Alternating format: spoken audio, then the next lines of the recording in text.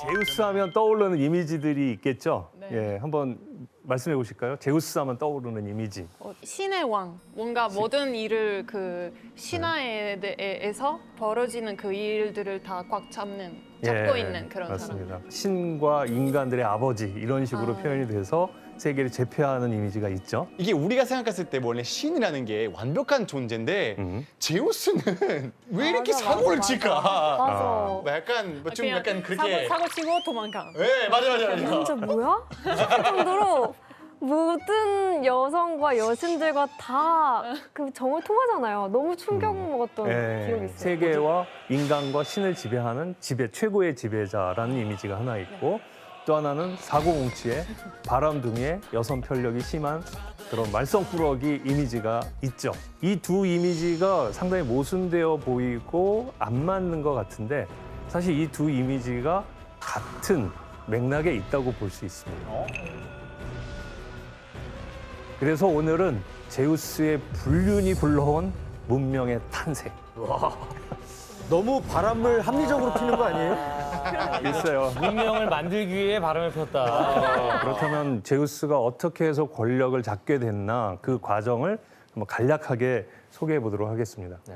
그리스 신화를 한마디로 말할 때 이런 표현을 씁니다. 파트로크토니아. 파트로크토니아 파트로 무슨 뜻이지? 아버지? 네, 파트로는 아버지고 크토니아는 무슨 뜻인지 아시겠어요? 모르겠어요. 살인, 살해란 뜻이에요. 아, 그래서 그리스 아버지를 신화는 한마디로 말하면 친부 살해의 신화다. 이렇게 얘기를 합니다. 태초에 카오스가 있었다. 이렇게 말을 해요. 카오스? 혼란? 혼돈의 카오스. 카오스 많이 들어보셨죠? 근데 원래 그리스 말의 원래적인 의미는 그냥 텅 빈 공허라는 뜻이에요. 아무것도 없는 상태에서 아무것도 없는 공간이 생긴 거예요. 공간을 만들어. 이 공간의 신 다음에 가이아 신이 태어났다고 그래요. 아야. 아 가야. 가야는 가이아. 그러니까 카오스가 가이아를 낳았다라고 하지 않고 카오스가 있었는데 그 속에 가이아가 갑자기 혼자서 태어난 거예요. 나무 아니에요, 나무? 가이아는 뭘까요? 무언가 생기려면 공간이 있어야겠죠. 있어야죠. 그리고 그 공간에서 무언가가 만들어지려면 진료가 있어야 되는데 그 원료적 진료가 바로 흙이라고 이 사람들이 생각한 거죠. 네. 그다음에 이제 에로스가 있었다고 그랬는데 에로스는 사랑. 에로스는 사랑, 욕망 이런 거죠. 이거는 이제 에너지 개념이 될 겁니다. 그래서 공간 속에 어떤 진료가 있는데 거기에 에로스가 작동함으로써 뭔가 이제 생겨나게 되죠. 그러면서 이제 가이아가 자식들을 막 낳게 되는데 처음에 낳은 아들을 이제 우라노스라고 할 수 있어요. 우라노스. 뭐지? 우라노스는 하늘이라는 뜻이에요. 아 하늘. 아, 땅에 있으니까 하늘이 있구나. 네. 하늘.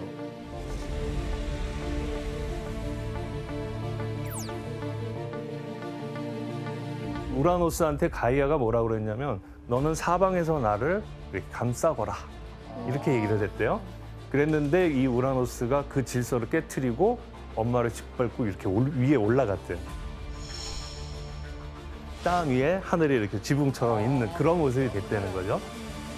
그러니까 첫 번째 세계를 지배한 권력자는 가이아 여신이었어요. 그래서 이걸 신화학자들은 이게 원시 시대 때 인간들도 목의 중심 사회였었는데 그것을 신화적으로 표현한 게 아니냐 이렇게 얘기를 해요. 그러다 이제 우라노스가 엄마를 딛고 일어서면서 위에 군림하는 거를 남성 중심의 가부장적 체계가 이루어졌다. 그때부터. 이걸 그렇게 신화적으로 해석할 표현한 수 있구나. 거라는 거예요. 어쨌든 엄마 말 안 들은 우라노스가 세계를 지배하게 된 거죠. 그리고선 둘이 부부가 돼요. 부부가 되죠. 예.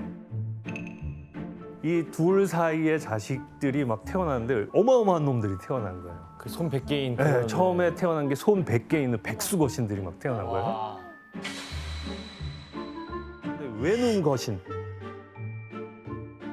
그리고서 이제 그 유명한 12 티탄족을 낳게 돼요. 아 티탄. 아 티탄. 티탄족은 영어식으로 읽으면 이제 타이탄족이죠. 타이탄. 그래서 타이타닉호라는 그 영화도 있는데 타이타닉? 그 유람선도 이 티탄에서 진짜요? 가져온 이름이라고 볼 수 있습니다. 그만큼 크다는 거죠. 그렇죠. 어마어마. 그런데 이제 태어날 때마다 우라노스 마음이 어떻겠어요? 싫어요. 엄청 싫었죠? 무서웠겠죠. 너무 일단 생긴 게 징그럽게 생기고 무섭게 생긴 것도 있지만 자기가 엄마를 짓밟고 일어나면서 권력을 잡은 것처럼 요 놈이 날 밀어내고 권력을 잡으면 어떡하나 이렇게 두려웠던 거예요. 그래서 그 백수거신들을 땅속에 집어넣었대요. 땅속에 집어넣었대요. 아, 가이아 여신의 자궁 속에 다시 집어넣은 거죠. 그 가이아 여신이 배가 얼마나 아프겠어요. 여기에는 기성세대의 특징을 신화적으로 표현한 거라고 볼 수 있어요. 새로운 세대를 불만스럽게 여기고 자신의 틀 속에 가두려고 하는 그런 속성이 있죠. 그래서 새로운 세대는 틀에 갇히기 싫어하는 것도 있고 이런 이야기를 자기 자식들에게 해줬다는 거예요. 엄마 아빠는 이런 존재야. 너희들을 가두는 존재야. 자, 이런 사태에서 누가 괴롭겠어요? 가이아가 가야가 제일 괴롭겠죠. 그래서 뱃속에서 아이들을 다 모아요.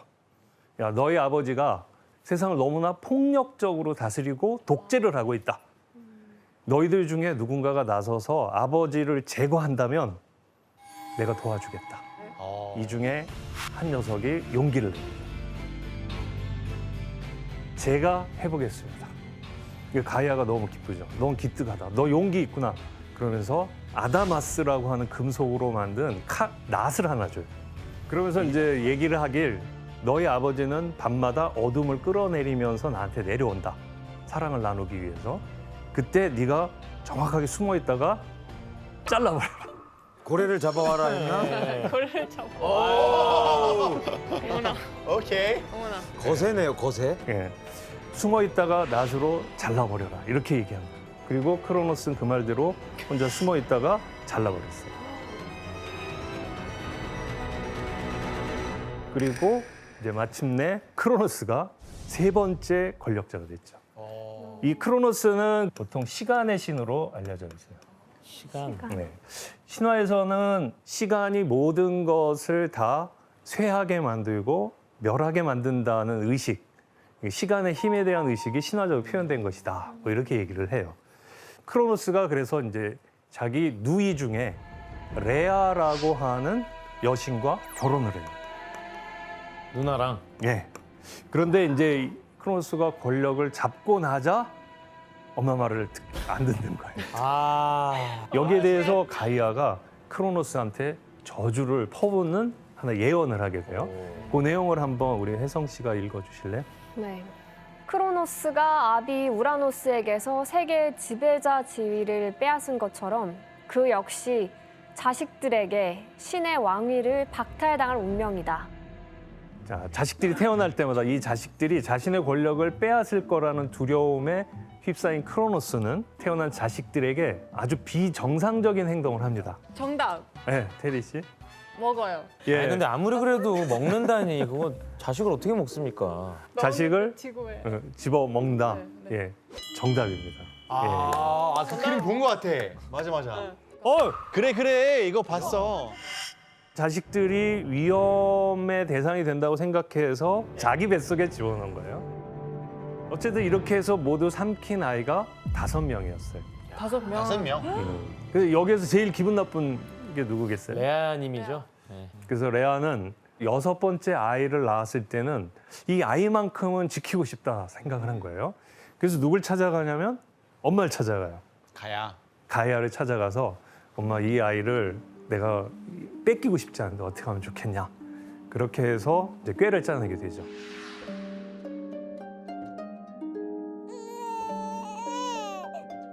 크레타 섬에 몰래 가서 아이를 낳고 대신 돌덩어리 하나를 구해다가 그걸 강보에 싸가지고 포대기에 싸가지고 크로노스에게 간 거예요. 그리고 요번에 나온 6째 아이야 하고 딱 줬어요. 근데 크로노스가 그 너무나 초조했던 나머지 확인도 안 해보고 그냥 훌떡 둘을 삼켜버린 거예요. 먹었구나.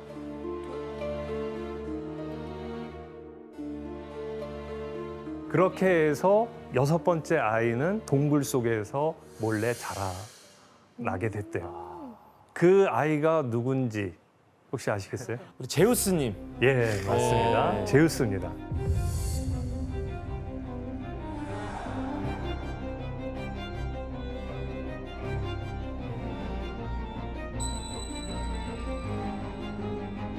크레타 섬의 그 동굴이 정말 제우스가 자라난 곳이겠어요?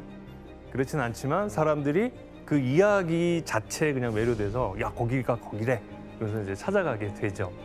이 제우스는 이제 무럭무럭 자라나서 그냥 어떻게 이게 했을까요? 아빠가 알 것 같은데 언젠가 자기가 태어났다는 게. 이건 제가 주로 해석하는 방식인데 제우스는 아마 자기가 어떻게 태어난지 모르고 그냥 무럭무럭 자랐을 거예요. 어느 날 가이아 여신이 나타나서 출생의 비밀을 다 얘기해 주는 거죠. 너는 사실 이 세계를 지배하고 있는 크로노스의 아들이다. 네가 일어나서 형제들을 구하고 이 세상을 새롭게 지배할 수 있겠느냐. 다담. 그리고 망찬 드라마. 그럼 이제 제우스가 깜짝 놀라겠죠. 나는 아버지에 싸울 수 있는 유일한 자식이구나. 그런데 우리 아버지는 무서운 자고 지금 세계를 지배하고 있는데 실패하면 어떻게 되겠어요? 그러니까요. 큰일 나죠. 그러나 이제 제우스도 티탄족에서 크로노스가 그랬던 것처럼 그 두려움을 이겨내고 용기를 내게 되죠. 그리고 아버지를 찾아가게 됩니다. 그 찾아갈 때 그냥 갈 수는 없잖아요. 전략을 짜는데 자기가 이렇게 쭉 둘러보니까 이 세상에서 가장 많은 것을 알고 가장 지혜로운 여신이 눈에 띄었어요. 그 여신이 바로 메티스 여신. 이 약을 먹여와라. 이 약을 먹이면 첫 번째 길이 열릴 것이다. 소화제 같은 거. 소화제? 소화제? 소화제는 어떻게 돼요? 먹으면 다 소화. 소화제 아니고 반대로 이게 뭐가 좀 토하게 구토하는 나온 거. 약. 구토약. 해주는 거. 구토 유발제. 야, 구토유발제. 그거야. 예, 맞습니다. 어? 그래서 그 메티스가 같이 도와줘서 결국 크로노스가 그걸 먹게 되고 크로노스는 자기가 삼켰던 것들의 역순으로 삼켰던 모든 것을 토해내게 되죠. 아이들을 식들을 다 뱉어. 예. 예. 첫째가 헤스티아, 둘째가 데메테르, 셋째가 헤라, 넷째가 하데스, 하데스. 다섯 번째가 포세이돈, 와. 제우스. 그런데 이 상황에서 제우스가 이제 형제들과 힘을 합해서 크로노스에게 대결을 벌이죠. 이때 제우스가 근거지로 삼은 데가 바로 올림포스 산이에요. 아, 올림피스를. 그리고 크로노스는 자기 형제들이 있었죠. 그 몇 명이라고 기억나시나요? 많지 아, 않았어요? 12명. 12명의 티탄이었죠. 그리고 이제 크로노스가 한 편이 돼서 싸웠어요. 이 싸움은 모두 10년 동안이나 이어졌대요. 그리고 결국 싸우는데 제우스가 아무래도 힘이 딸리겠죠. 그래서 제우스가 고민이 됐어요. 아무리 공격을 해도 이쪽은 수도 많고 힘도 세고 이때 가이아가 나타나서 조언을 해줘요. 네 아버지 크로노스 이길 수 있는 방법을 내가 알려줄 테니 네가 권력을 잡은 다음 내 말 잘 들어라. 좋습니다. 그리고 제우스가 어떤 방법이 있나요? 그랬더니 내 뱃속에 여전히 100개의 손을 가진 맞아. 거신 삼형제와 예. 외눈 거신 삼형제를 가두어 놓고 권력에서 소외시키고 있다. 카이클롭스. 그러니까 네가 그리 가서 그 삼촌들을 너의 편으로 삼으면 네가 이길 수 있다. 그렇지. 아주 이렇게 완전 얘기해요. 든든한 아군이네요. 네, 땅 속으로 들어가서 이 삼촌들을 설득해서 이 삼촌들을 아군으로 삼았대요. 그래서 키클롭스 삼형제는 재주가 좋아가지고 무기를 선사했는데 제우스한테는 그 유명한 번개와 천둥을 만들어서 줬대요. 아, 진짜? 네. 이런 전략을 써서 마침내 그 번개를 치고 덤비니까 이제 크로노스가 도망을 가고 영원 지하 세계에 갇혔다라고 얘기돼요. 자, 이렇게 해서 제우스가 세상을 지배하는 네 번째 권력자가 된 거죠. 그러니까 이게 천륜을 거슬리는 이야기라고 생각하기 쉬운데 이 사람들은 이거를 긍정하는 이야기로 만들어 놓은 거라고 볼 수 있죠. 기존의 질서에 불합리하고 모순된 게 있다면 그걸 제거해 나갈 때 새로운 역사와 새로운 질서를 만들어 나갈 수 있다. 이런 얘기를 해주는 거라고 볼 수 있어요. 근데 되게 제우스가 권력을 잡고 난 다음에 가장 머릿속에 생각하는 게 뭘까요? 자기도 누가 또 뺏을게요.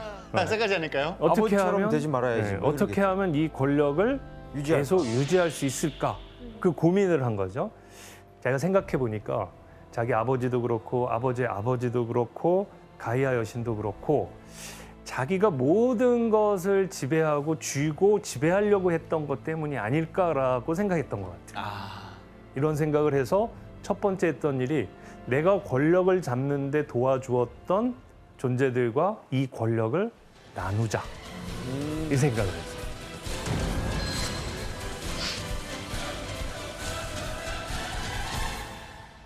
제우스가 생각하기에 나를 도와준 형님이나 누나들을 나의 동업자 또는 협력자로 만들자. 그 방법은 권력을 나눠주는 것이다라고 생각을 한 거예요. 그래서 이제 나누게 되면서 어떻게 나눴냐면 제우스는 하늘을 갖게 돼요.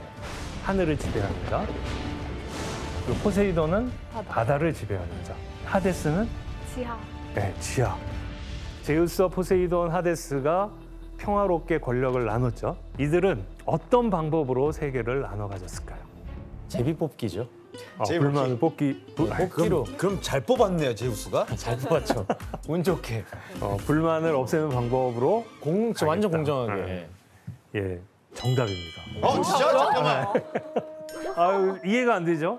예. 그런데 아까 내가 제일 이해한 혜성 씨가 말한 것처럼 서로 실력을 놓고 경쟁해서 이긴 자가 가져가도 될 것 같은데 그러면 이제 불만이 있을 수 있다는 거. 왜 그 종목으로 하냐? 혹시 자기가 더 좋은 종목으로 한 거 아니냐? 이런 식의 불만이 있을 수 있다는 거죠. 네. 그래서 실력이 비슷하거나 조건이 비슷할 때 그리스 사람들이 가장 공정하다고 생각한 게 제비뽑기래요. 잘 뽑았네 제우스가.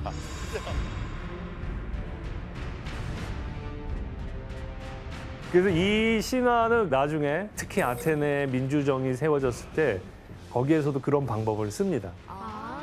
제비뽑기가 아테네 시민 속에서는 어떻게까지 적용이 됐냐면 모든 시민은 19세가 넘어서 일정한 교육을 받고 자라나면 시민으로서 역할을 잘할 수 있다는 믿음이 있었어요.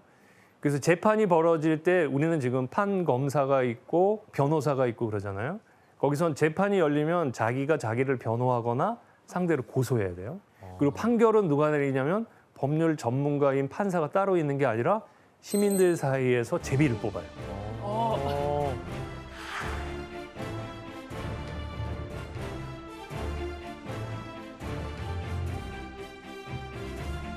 연초에 금년에 판사를 제비 뽑아요. 진짜?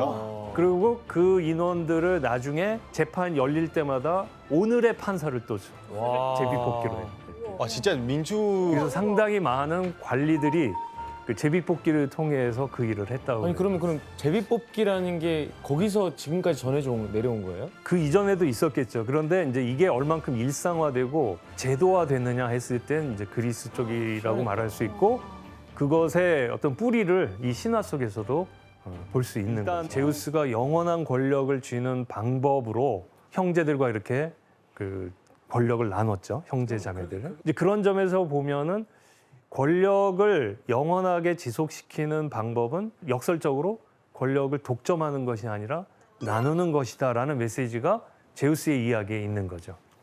자, 제우스가 권력을 영원하게 유지할 수 있는 두 번째 방법으로 택한 것이 만든다는 건 두 가지 의미가 있겠죠. 기존에 있는 신들을 자기 편으로 끌어들이는 것과 아예 만들어. 새로 만드는 거죠. 근데 새로 만드는데 다른 신들이 만드는 것보다는 내가 만들어야겠다라고 생각을 하는 거예요. 그래서 제우스가 제일 먼저 택했던 여신이 아까 그 여신 아닌가? 메티스? 네, 메티스 여신. 메티스 여신이 아까 자기에게 약을 주는 걸 알려줬잖아요. 그래갖고 이 여신의 자식을 낳으면 똑똑하고 나랑 같이 이 세상을 지배하는 데 도움이 되겠구나. 지혜의 그래서- 신이니까. 예, 그래서 메티스 여신이 공식적으로 제우스의 첫 번째 여신이에요. 근데 어떤 신탁이 내려지냐면 메티스가 딸을 낳을 것이다. 그리고 그 다음에 아들을 낳을 텐데 그 아들이 제우스를 밀어내고 권력을 잡을 또? 것이다. 제우스를 밀어내고 권력을 잡을 또? 것이다. 또 시작. 제우스가 어떻게 했을까요? 뭐 먹든가 뭐 어떻게 해야죠. 자르든 먹든 뭐. 정답. 먹었어요? 먹어버렸어요. 진짜로? 에? 메티스 여신을 아예 먹어버렸어요. 아, 메티스 어떻게 먹지? 와이프를? 네, 아예- 메티스를 먹어서 아이를 아예 못 낳게 한 거예요. 못 낳게? 그런데 알고 봤더니 메티스가 먹히기 전에 이미 아이를 갖고 있었어요. 에? 그래갖고 이게 머릿속에서 아이가 자라나는 거예요. 그 메티스와 함께. 제우스가 너무 머리가 아픈 거예요. 머리가 깨질 것 같이 아픈 거예요. 그래서 왜 그런가 그랬더니 프로메테우스가 딱 보니까 아 이거는 메티스를 집어삼켜서 그런 것이다. 그래갖고 도끼로 머리를 팍 쳤어요. 그랬더니 거기서 팍 튀어나온 신이 있는데 그 신이 바로 아테나 여신. 지혜의 여신 아테나. 근데 아까 예언은 딸 다음에 아들이 나오면 안 되잖아요. 그러니까 메티스는 이제 제우스 속에 갇혀 있기 때문에 더 이상 아들을 안 낳을 수 없게 된 거죠. 그 다음에 이제 테미스 여신하고도 관계를 맺어요. 자기 누이 중에 데메테르 여신과도 사랑을 나눠서 자식을 낳죠.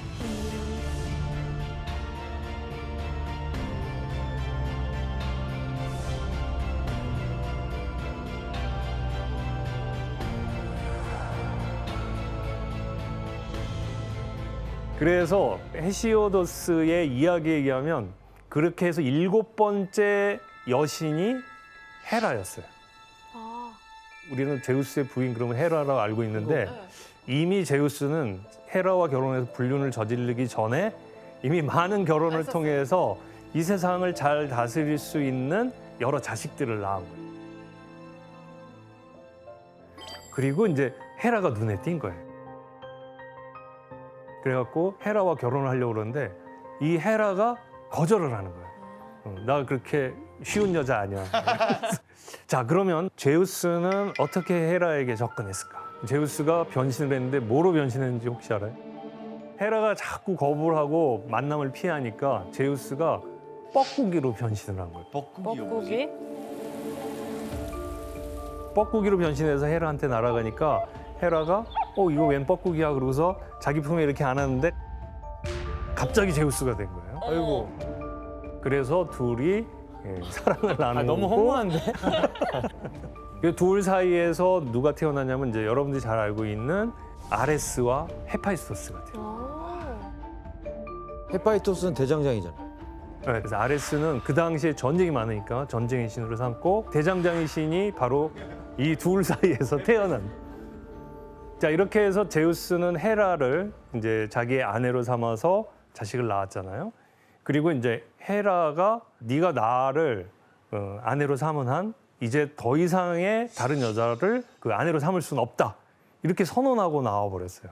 그리고 자신이 정말 그 제우스의 정실 부인으로서 군림을 한 거죠. 제우스가 여기에 굴했을까요? 그렇지 않았어요. 제우스의 관심은 어떻게 보면은 착실한 남편이나 건실한 가장이 되는 것이 아니라 이 세계를 어떻게 하면 안정되게 다스리고 사람들에게 더 많은 그 편익을 보상해 줄까 이런 생각이 더 강했기 때문에 헤라에 묶이지 않고 자기의 계획대로 더 훌륭한 자식을 낳기 위해서 그래서 더 자기의 동업자, 협업자를 만들기 위해서 열심히 노력을 하게 되죠. 한편에서 보면은 그게 불륜이고 바람을 피우는 거라고 볼 수 있겠지만 또 제우스 입장에서 권력의 입장에서 보면은 자신의 권력을 확장시키고 확고히 해 나가는 것이라고 생각할 수 있는 거죠. 제우스가 자기 권력을 확장시키고 자기의 자식들을 많이 낳기 위해서 이제 여신이나 여성들에게 이렇게 접근해 가는데 이 접근해 가면서 헤라를 유혹할 때처럼 자기 변신을 하는 거예요. 어떨 때는 백조로 변하기도 하고 소로 변하기도 하고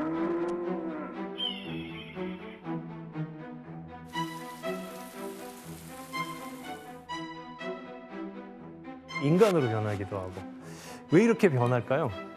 여자들이 거부하면은 그렇게 하는 거 아닌가요? 헤라 들통 안 나게. 첫 번째는 혜성 씨가 말한 것처럼 거부할 수도 있잖아요. 여성들이 그 제우스가 자기 모습이든 뭐로든 접근할 때 싫어하면 그 여성이 가장 좋아하는 어떤 것으로 변해서 다가갈 수 있겠죠. 그다음에 이제 변신하는 이유 중에 하나는 특히 여인들 사람들한테 접근할 때 제우스가 자기의 모습을 그대로 노출시킬 수가 없어요.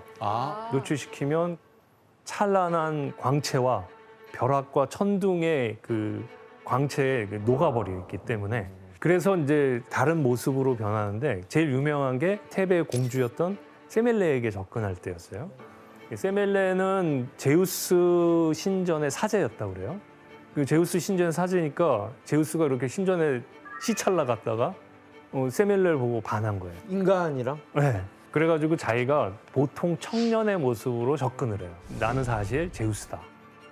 근데 제우스라니까 이제 어머 제우스님 그러면서 둘이 사랑을 나눈 거예요. 근데 헤라가 이걸 보고 자기가 노인으로 변해가지고 접근을 해요. 세멜레한테. 그래서 요즘 너 사랑을 나누고 있다며. 그러니까 그래요. 제가 사랑을 나누고 있는 대상이 제우스님이세요. 그러니까 이제 야 너 조심해. 요즘 노은팽이들이 돌아다니면서 자기가 제우스님 사칭하는 사람들이 사칭하면서 여인들의 순결을 빼앗고 있댄다. 그러니까 너도 그렇게 당한 건지 몰라. 그러니까 세멜레가 그때 정신이 번쩍 든 거예요. 그거 어떡하죠? 그랬더니 그럼 한번 부탁을 해봐라. 당신 정말 제우스인지 내가 딱 한 번만 확인해 보고 싶다. 그러니까 헤라님과 만날 때의 모습으로 한번 나타나 주세요. 아, 야, 이게 막장 드라마보다 더 심하네 이게. 그래서 세멜레가 그 말을 천석까지 빚고 제우스를 만난 다음에 스틱스 강에 맹세를 하고 저의 소원을 하나 들어달라고 얘기를 해요. 근데 스틱스 강에다 맹세를 하면 신들도 거부할 수가 없는 거예요. 무조건 돌이킬 지켜야 수가 없어요. 되잖아요. 네, 무조건 지켜야 돼요.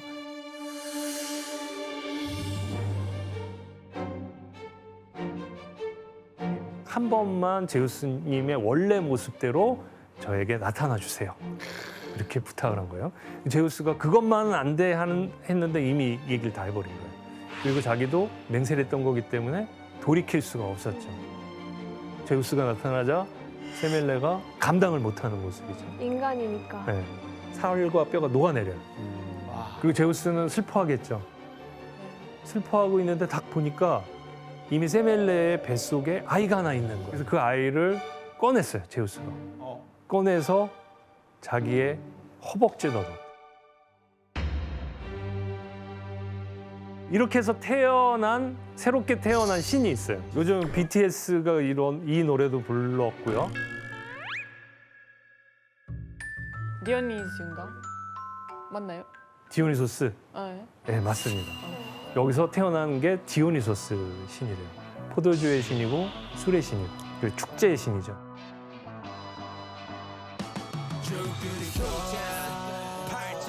지금까지 보면은 제우스는 자신의 권력을 쥔 다음에 그 권력을 유지하기 위해서 많은 신들과 자식들을 낳죠. 그 중에서 이제 똘똘한 신들을 모아서 소위 말하는 올림포스, 자기가 싸웠던 근거지인 올림포스의 12신 체제를 만들게 돼요. 아. 지금 보시면 그 제우스의 형제 자매 6명 있었죠? 자기 네네. 포함해서. 그중에 4명하고 여기에 8명. 아테나, 아폴론, 아르테미스, 아레스, 아프로디테, 헤파이소스, 헤르메스, 디오니소스 8명이죠.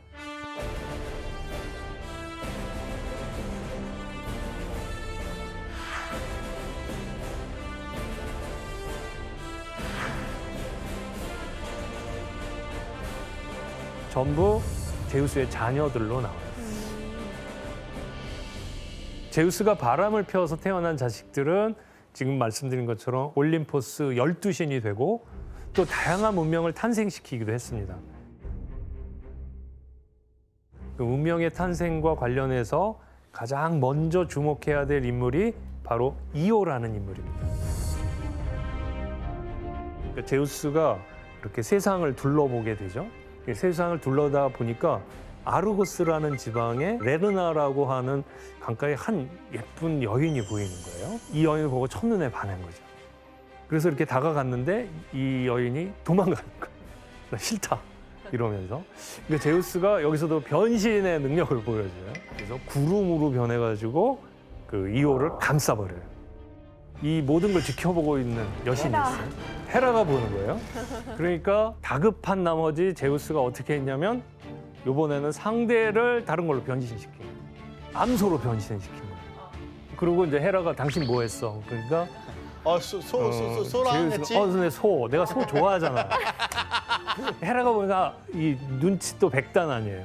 헤라가 아닌 것 같은 거예요. 이거 소야? 그러면서 그러면 나 줘. 그러면 이제 이거 안 준다고 그럴 수 없잖아요. 그러니까 제우스가 알았어 그러고 이걸 헤라한테 넘겨요. 그리고서 눈이 100개 달린 그 괴물이 있어요. 아르고스라고 하는. 눈이 100개예요. 잠잘 때도 50개만 감고 50개가 떠 있어요. 아 진짜? 대단한데. 하루 종일 감시를 할 수 있는 걸 붙였어요. 그래서 24시간 감시 체제를 아르고스 시스템이라고 그러기도 해요. 그러니까 이오가 얼마나 괴롭겠어요. 그래서 막 이렇게 떠도는데 제우스가 헤르메스를 보내가지고 이 아르고스를 죽여요. 헤라가 그 다음엔 쇠파리를 보내요. 그래서 쇠파리를 보낸 바람에 이오 등에 계속 붙어 다니는 거예요. 근데 이오가 따갑다 그러면서 막 도망 다니죠.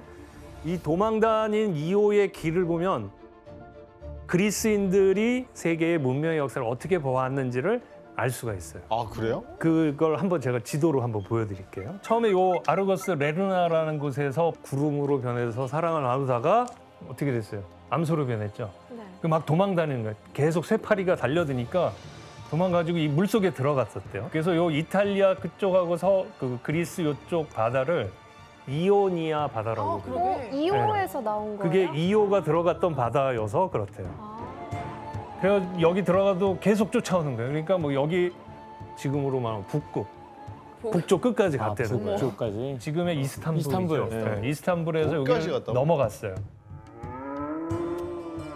이오가 넘어갔던 해협을 보스포러스 해협이라고 불러요. 근데 보스라는 말이 뭐냐면 암소란 뜻이에요. 아, 그리고 포로스라는 말이 뭐냐면 길이란 뜻이에요. 아하. 그러니까 암소가 되어서 걸어갔던 길이다 이거죠.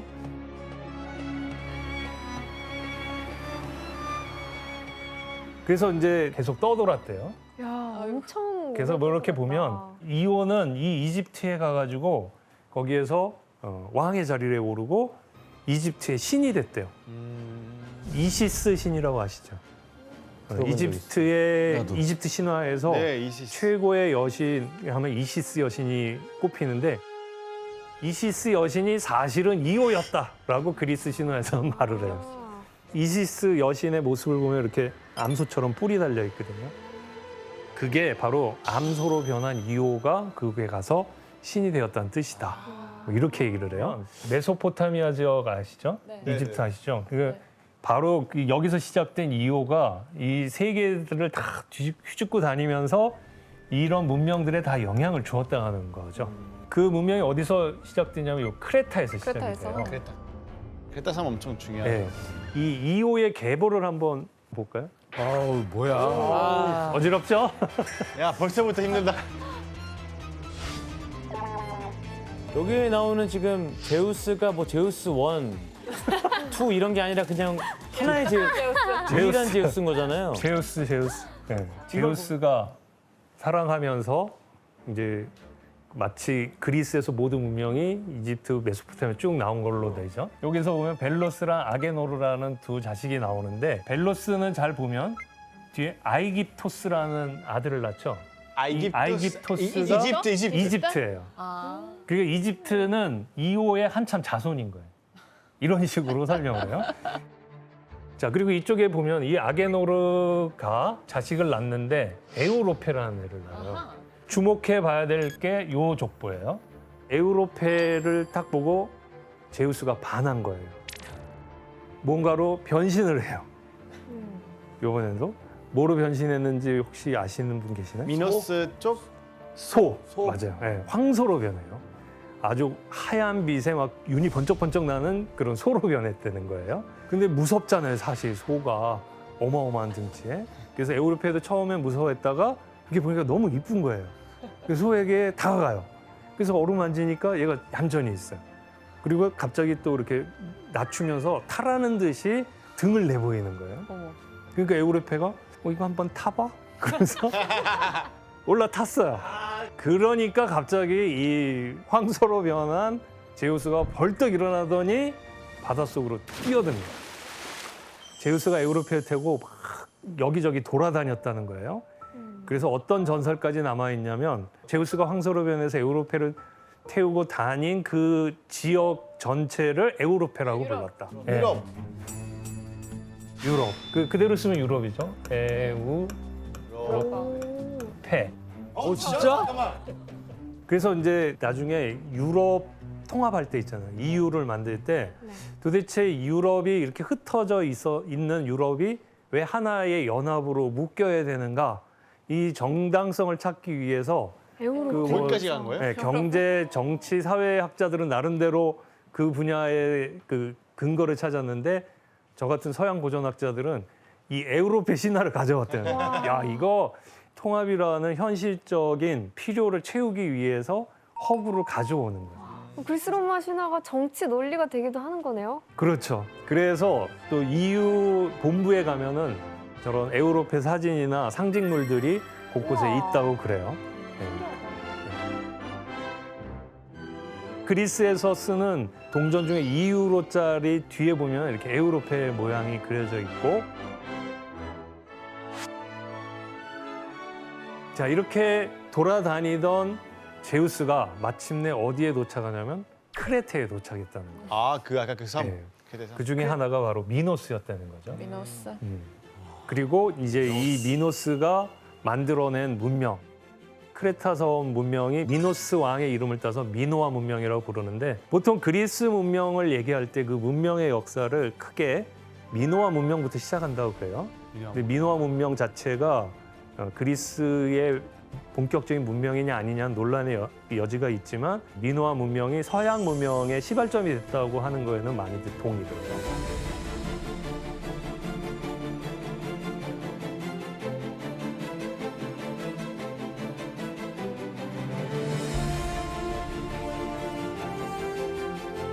그리고 그 미노아 문명이 깨진 자리에 이제 그리스 본토에선 새로운 문명이 태어나는데, 그 문명이 바로 미케네 문명이라고 그래요. 바로 이 미케네 문명을 일으킨 또 하나의 영웅이 있는데, 그 영웅도 역시 제우스의 아들이었던 거예요. 아이고 참. 그 아들이 누구냐? 바로 여기에 있는 페르세우스. 페르세우스. 네, 그 미노스가 중심이 됐던 미노아 문명이 무너지고, 그리스 본토, 특히 펠로폰네소스 반도에서는 미케네를 중심으로 한 미케네 문명이 새롭게 일어서게 됩니다.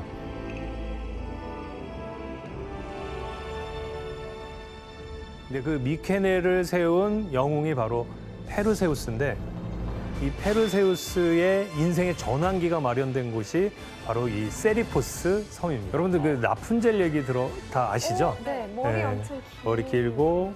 네. 이 라푼젤 이야기의 원조쯤이 될 수 있는 이야기가 바로 이 페르세우스의 탄생 이야기랑 연관이 되어 있어요. 아, 근데 진짜 보면 새로운 유럽의 이 스토리들이 다 그리스 신화라거나 이런 거 되게 많다 하더라고. 거기서 모티브가 많이 온 것 같아요. 예, 맞아요. 아까 이오가 출발했다는 그 도시 이름이 아르고스라고 그랬었죠. 네. 아크리시오스라는 사람이 그 아르고스라는 곳에 정착을 해서 아르고스의 왕이 되는데, 근데 이제 아크리시오스가 왕 노릇을 하고 있는데 신탁이 내려진 거예요.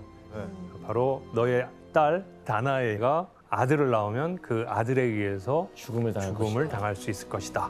그러니까 아크리시오스가 이 다나에를 보는 눈빛이 그다음부터 좀 달라지겠죠.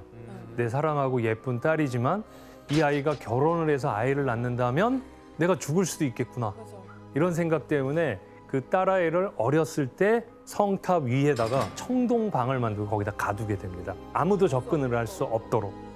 그러니까 다나에는 영문도 모른 채 그 신탁 때문에 갇혀서 꽃다운 청춘을 보내야 될 그런 운명에 처해졌던 거죠. 근데 이 모습을 보고 있었던 신이 있었습니다. 제우스 아니에요 또? 바로 제우스입니다. 네, 제우스가 딱 보기에 너무나 아름다운 여인이 저 속에 갇혀서 지낸다는 건 이건 있을 수 없는 일이다.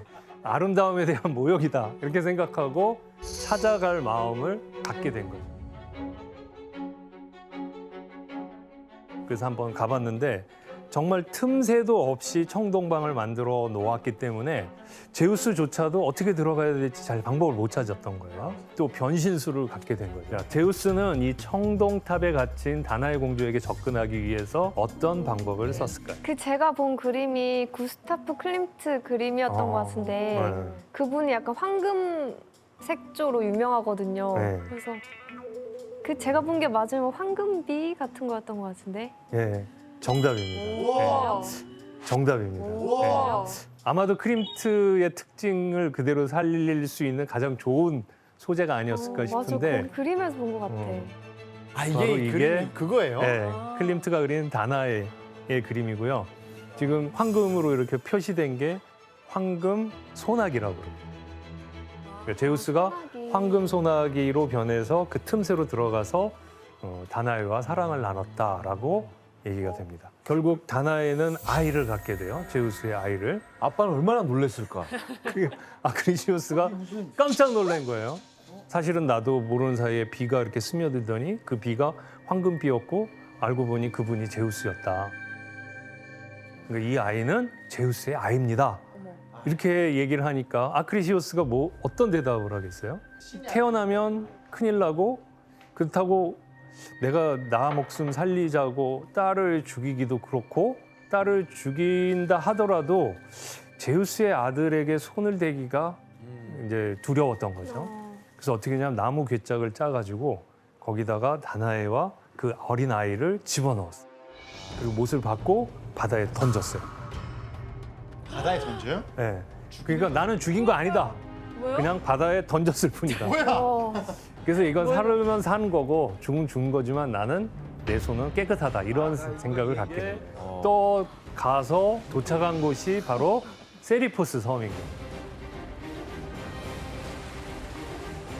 딕티스라고 하는 사람인데 이 어부가 이상한 괴짝이 오니까 열어보니까 거기에 기진맥진한 거의 죽음 상태에 있는 아이와 그 여인이 있었던 거예요. 그래서 이 여인과 아이를 잘 보살펴줘서 기력을 회복하게 했다고 그러죠. 그래서 이제 그 아이가 무럭무럭 자라는데 그 아이가 바로 페르세우스였던 거예요. 벌써요. 근데 이 세리포스 섬에 폴리덱테스라고 하는 왕이 다스리고 있었어요. 근데 이 폴리덱테스는 아까 어부의 형이기도 했어요. 근데 자기 동생이 어떤 여인과 살고 있더라 하는 소문을 들은 거죠. 그리고 그 찾아가 보니까 다나에와 어린아이가 있잖아요. 보니까 여인이 너무 아름다운 거예요. 그래서 접근하려고 그랬더니 이 다나에가 거부를 하는 거예요. 사실 거기서 그 청혼을 받아들이면 왕비로서 잘 살아갈 수 있는 거잖아요. 근데 다나에는 그 길을 거부하고 내 아들을 잘 키워야겠다. 이 아들은 그 제우스의 아들이니까 이런 생각을 한 거죠. 그러니까 그 폴리덱테스는 더더욱 그 몸이 다른 거죠. 어떻게 하면 이 여인을 나의 아내로 맞을까? 그래서 이제 이 폴리덱테스가 수를 쓴 게 아주 성대한 만찬을 벌여요. 그리고 사람들을 다 불러 모으고 폴리덱테스가 뭐라고 그러냐면 내가 앞으로 그 조만간 결혼할 예정이다. 근데 내가 청혼할 사람에게 그 선물을 해야 되는데 이 여기에 모인 남성들 중에 이 청혼의 선물로 깜짝 놀랄 만한 것을 제시한다면 내가 그 사람을 인정하겠다. 이런 식으로 얘기를 한 거예요. 페르세우스가 그 모습을 보고서는 자기도 감당하기 진짜 어려운 약속을 하게 돼요. 어떤 거지? 그게 뭐냐면 그 당시에 가장 유명한 괴물이 하나 있었는데 서로 눈이 마주치면은 돌로 굳어버린다는 머리에 뱀이 달려있는 그 메두사인 거예요. 여러분들이 잘 아는 그 메두사라는 괴물은 생김새가 무섭다고 알고 있죠. 네. 근데 사실 이 메두사가 태어날 때부터 그렇게 무서운 모습은 아니었어요. 메두사는 원래 그 처녀의 신이었고 지혜의 여신이었던 아테나 여신의 사제였대요. 이 메두사를 노린 신이 있었어요. 신전을 돌보고 있던 메두사를 그 강제로 취해버렸어요. 그 너무나 억울하고 힘들죠. 아테나 여신은 어떨까요? 아테나 신전에서 그럼 사실 포세이돈에 가서 따져야 되잖아요. 네. 근데 포세이돈한테는 뭐라고 말 못하고 메두사를 다그치기 시작했어요. 네가 감히 내 신전에서 포세이돈 신과? 그러면서 저주를 퍼부어갖고 아테네의 저주로 인해서 여러분들이 잘 알고 있는 그런 모습으로 변한 거예요. 불쌍한 사람이네. 이 자체로 보면 굉장히 불쌍한 사람이죠. 페르세우스가 자기 입으로 내가 가서 메두사의 목이라도 난 쳐올 수 있다. 이런 식으로 장담을 한 거예요. 페르세우스가 메두사를 찾아 나서게 되는데 제우스가 가만히 있지 않겠죠. 자기 아들인데 그리고 얘는 이제 새로운 문명을 만들기 위해 자기가 만들어 놓은 영웅이니까 그 난관을 잘 헤쳐나가서 정말 영웅으로 우뚝 서기를 바라는 마음이 있었겠죠. 그래서 이제 선물 하나씩 주기 시작합니다. 칼이 필요하겠죠. 싸우려면 칼이 필요하니까 칼을 줬는데 그 칼이 크로노스가 우라노스를 거세할 때 썼던 아다마스 그 금속으로 만든 거예요. 와 엄청난 거네. 네, 하르페라는 칼이고요. 그다음에 이제 아테나 여신도 방패를 준 거예요. 이게 청동으로 된 거울처럼 반짝반짝 빛난다는 거예요. 그리고 이제 헤르메스는 신발을 주죠. 탈라리아라는 신발. 그다음에 만약 이제 이거를 잘랐을 때 그 머리통을 담을 수 있는 그 키비키스라는 것도 선사 받아요. 그래서 이 모든 걸 가지고 이제 날라서 가겠죠. 여기 모든 아이템 득템 다 하고 간다니까. 그러네. 풀 착장하고. 근데 이제 문제는 어디 있는지를 모르는 거예요. 그렇죠. 근데 무엇은 알려져 있냐면 메두사의 친자매 중에 그라이아이라고 하는 그 자매가 있어요. 그 친구들이 알고 있다는 사실은 알아냈어요. 그라이아이는 아주 독특한 태생을 갖고 있어요. 처음 태어날 때부터 노파였고 그다음에 눈이 하나밖에 없는 거예요. 한 짝. 그러니까 3명이 이 눈을 번갈아 가면서 써야 돼요. 그리고 이빨도 딱 하나만 있는 거예요. 그래서 이제 이를테면 밥을 먹으려고 그럴 때 야, 눈 줘. 그래갖고 처음에 아이가 눈을 넣고 이빨을 끼고 먹고 그 다 먹으면 이제 둘째한테 이걸 다 물려줘요. 그런 그라이아이를 찾아간 거예요. 이 그라이아이 어디 있는지는 알았으니까 세 자매가 이렇게 서로 눈을 공유하면서 밥을 먹고 있을 때 그걸 낚아챈 거예요. 너의 그 친자매인 메두사가 어디 있는지 알려주면 내가 이 눈을 주겠다. 이렇게 해서 메두사가 있는 곳을 알아내서 페르세우스가 접근했는데 보니까 메두사가 잠을 자고 있는 거예요. 살금살금 접근해서 이제 아테나 여신이 줬던 방패를 가지고 메두사의 위치를 이렇게 파악한 다음에 메두사의 머리를 잘랐다. 이런 얘기가 있습니다. 메두사의 목이 끊어지고 엎어졌잖아요. 근데 그 몸뚱아리에서 무언가가 나왔대요. 원래 그 메두사가 포세이돈과 사랑을 나누다 쫓겨난 거잖아요. 잘린 목 부분에서 페가수스가 튀어나왔다는 거예요. 페르세우스는 페가수스를 잡아가지고 그걸 타고 다니게 되죠. 그런 다음에 이제 다시 돌아왔어요. 세리포스에. 그래서 폴리덱테스에게 보란 듯이 딱 나간 거죠. 페르세우스랑 얘기를 하던 중에 갑자기 죽고 말았어요. 세리포스 섬의 왕이 갑자기 죽은 이유는 뭘까요? 이 폴리덱테스 왕이 너 진짜 죽였어? 응. 진짜 죽였냐고 증거 보여줘. 그래서 그죠? 그래. 근데 그거 돌로 굳었어. 정답입니다. 나 그래서 웃은 거야. 진짜 내 눈으로 확인해보자. 꺼내봐, 꺼내봐. 그러니까 정말 꺼냈고 꺼내니까 진짜네. 그러고 죽은 거야. 페르세우스 자신은 자기의 신탁이 어떤 건지 몰랐을 가능성이 있어요. 그러니까 이 버림받은 페르세우스는 당연히 고향으로 돌아와야 된다고 생각을 했던 거죠. 나의 외할아버지를 만나야겠다. 그래서 쭉 가서 아르고스에 도착하는데 온다는 소식이 전해지자 아크레시오스는 어땠을까요?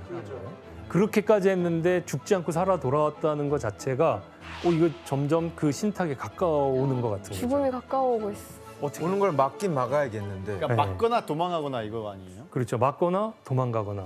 네. 아크레시오스는 도망가는 쪽을 택했습니다. 막는 건 왠지 자신이 없는 거예요. 그래서 그 어느 장례식이 열리는 곳에 갔는데 보통 그리스에서는 장례식을 연 다음에 거기에 조문객들을 위한 여러 가지 행사를 하거든요. 그 중에 하나가 운동 경기였어요. 근데 그 운동 경기에 그 페르세우스도 지나가다가 그 장례식에 들렀고 그 운동 경기에 참여하게 됐어요. 그러니까. 설마. 참여했냐면 원반 던지기. 그러니까 저거. 원반 던지기. 그러니까 저거. 잘못 던졌구나. 그래서 페르세우스가 던졌어요. 맞죠? 던졌는데 이게 궤도를 벗어나가고 관중석으로 갔어요. 어, 믿고 싶지 않지만 바로 그렇게 날아가서 어떤 사람 발에 맞고 튕겨서 죽었는데 그 사람이 바로 몰래 도망갔던 외할아버지 아크레시오스였어요. 그 아크레시오스가 너무 운명을 두려워하지 않고 당당하게 그래 내가 맞이하겠다라고 아르고스의 그 자리를 지키고 있었다면 페르세우스나 다나에나 오고 서로 인사하고 끝냈을 수도 있는 거예요. 그러니까. 아니에요. 또 허무하게 어떻게든 죽었을 거야. 자기가 의도하진 않았지만 죽였다는 것 때문에 큰 죄책에 빠지게 되죠. 그리고 원래는 아르고스로 가서 그 왕위를 이어받아야 할 그런 그 자격이 있음에도 불구하고 그걸 거부해요. 그리고 아르고스에 가까운 곳에 자기 나름대로 나라를 세우고 그 터전을 잡게 되죠. 새로운 도시가 미케네라는 도시입니다. 옛날 사람들은 이 문명을 설명하기 위해서 신화적인 방법을 쓴 거죠.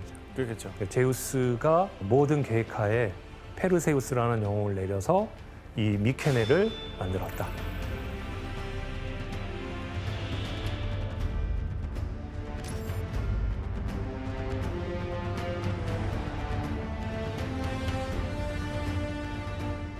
즉 이 문명은 제우스가 내린 문명이다라는 그런 자부심과 믿음을 주는 그런 얘기가 되는 거죠.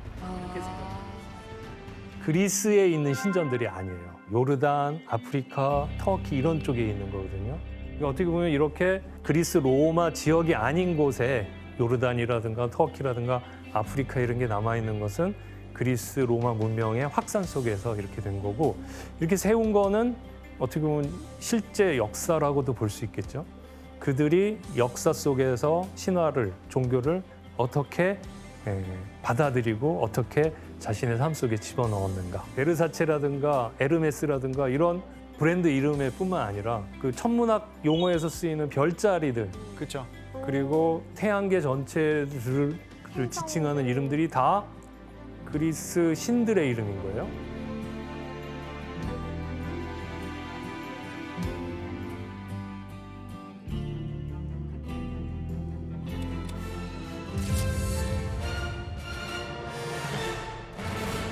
혹시 헤라클레스에 대해서 알고 계신 거 있으면 한번. 신 같은 사람? 네. 신 같은 사람? 네. 근데 그냥 힘이 센 게 아니라 진짜 막 천하장사 강호동 씨 같은 진짜. 그런 이미지가 그래요. 저는 있었어요. 아니 12가지 그 과업이 맞아요. 그걸로 유명. 네, 헤라클레스 하면 가장 유명한 게 12가지 과업에 관한 이야기가 또 있죠. 저 이탈리아에서 그런 말도 있거든요. 그 뭔가 되게 힘든 일을 해냈을 때는 헤르큘레스처럼 12가지 과업을 해냈다. 그런 얘기를 많이 하거든요. 자, 그 12과업의 대부분은 사실 괴물을 때려잡는 얘기들이 많거든요. 여기서 괴물은 어떤 것을 의미할까요? 지금 야수들이 막 가끔 산에서 내려와가지고 사람 그렇죠. 잡아먹고 이럴 수도 예, 있고. 맞습니다. 네. 그거 때려잡는다는 것은 사람들을 공포와 두려움으로부터 구해준다는 얘기가 되죠. 그리고 또 있다면 신들도 할 수 없는 것을 해낸 인간. 이런 점에서 아주 특별한 영웅이고 특별한 인간이라고 할 수 있습니다. 자, 그런데 이렇게 유명한 헤라클레스는 어떻게 나오게 된 걸까요? 사실 헤라클레스를 최고의 영웅으로 만든 건 바로 도리아인들이었습니다. 근데 이 도리아인들은 그 이전에 있던 미케네 문명을 완전히 파괴하고 펠로폰네소스 반도를 지배하고 스파르타를 정복한 다음에 자신들이 먼저 침략한 게 아니라 우리는 원래 그곳을 지배하던 바로 헤라클레스의 자손이야. 토박이다. 예, 그렇게 얘기를 한 겁니다. 그래서 이 펠로폰네소스 반도에 있는 여러 도시 국가들은 헤라클레스를 수호 영웅으로 삼고 심지어는 신격화시키면서 우리 스파르타는 아주 강력한 나라다. 이걸 강조하고 싶었던 거죠. 영웅을 주인공으로 하는 그런 판타지 이런 게 아니라 실제 역사에 어떤 명분을 주고 생명을 불어넣는 그런 정치적 도구가 된 거라고 할 수 있죠. 그렇다면 이제 먼저 헤라클레스의 마지막 장면, 일단 그 마지막 장면이 어땠는지 한번 그림으로 한번 만나볼까요? 마지막 장면부터 보나요? 불 타고 있네. 지금 보면 불 타고 있죠. 어떤 이유에서 불길 속에 타 들어가고 있는가. 근데 이거는 누군가가 헤라클레스를 이 불길 속에 집어넣은 게 아니에요. 자기가 들어간 거예요? 스스로 그 불길 속에 들어갔다라고 말할 수 있어요. 스스로? 저건 누굴까요? 그 헤파이스토스인가? 저게 또 헤라클레스. 왜? 엥? 왜? 올림포스 신들 사이로 들어간다는 거예요. 왜 그렇게 그려냈을까? 헤라클레스가 태어날 때 자체부터 이 이야기가 굉장히 비상합니다. 헤라클레스가 어떻게 태어났는지 시간을 거슬러 가볼까요? 헤라클레스가 태어나기 전부터 어떤 그 신탁이 신들 사이에 있었냐면 어떤 기간테스, 즉 거신족들의 도전이 있을 텐데 이 도전, 이 전쟁에서 신들의 힘만으로는 이겨낼 수가 없다. 하나의 인간의 도움이 필요하다. 이런 신탁이 있었어요. 그러니까 제우스 마음속에는 그 하나의 영웅을 만들려는 마음이 있었겠죠. 그래서 둘러보던 가운데 선택한 인물이 바로 암피트리온이었습니다. 그리고 그의 아내는 알크메네라고 하는 아주 아름다운 여인이었어요. 이 암피트리온이 테베 장군으로서 전쟁터에 나가게 됐습니다. 그러니까 집에는 알크메네 혼자 있겠죠. 근데 하늘에서 또 알크메네 눈여겨본 제우스. 눈여겨본 제우스. 네, 제우스가 그걸 눈여겨보고 있었다. 다 계획이 있대요. 다 자, 근데 계획을 어쨌든 위해서. 전쟁에 참가했던 그 암피트리온은 승리를 거두고 그 집에 돌아왔어요. 네네. 그럼 알크메네가 어떤 반응을 보일까요? 너무 반가워요. 너무 좋아하겠죠. 그런데 웬일인지 알크메네가 암피트리온을 보고 이상하게 반응을 하는 거예요. 네? 어떻게? 왜요?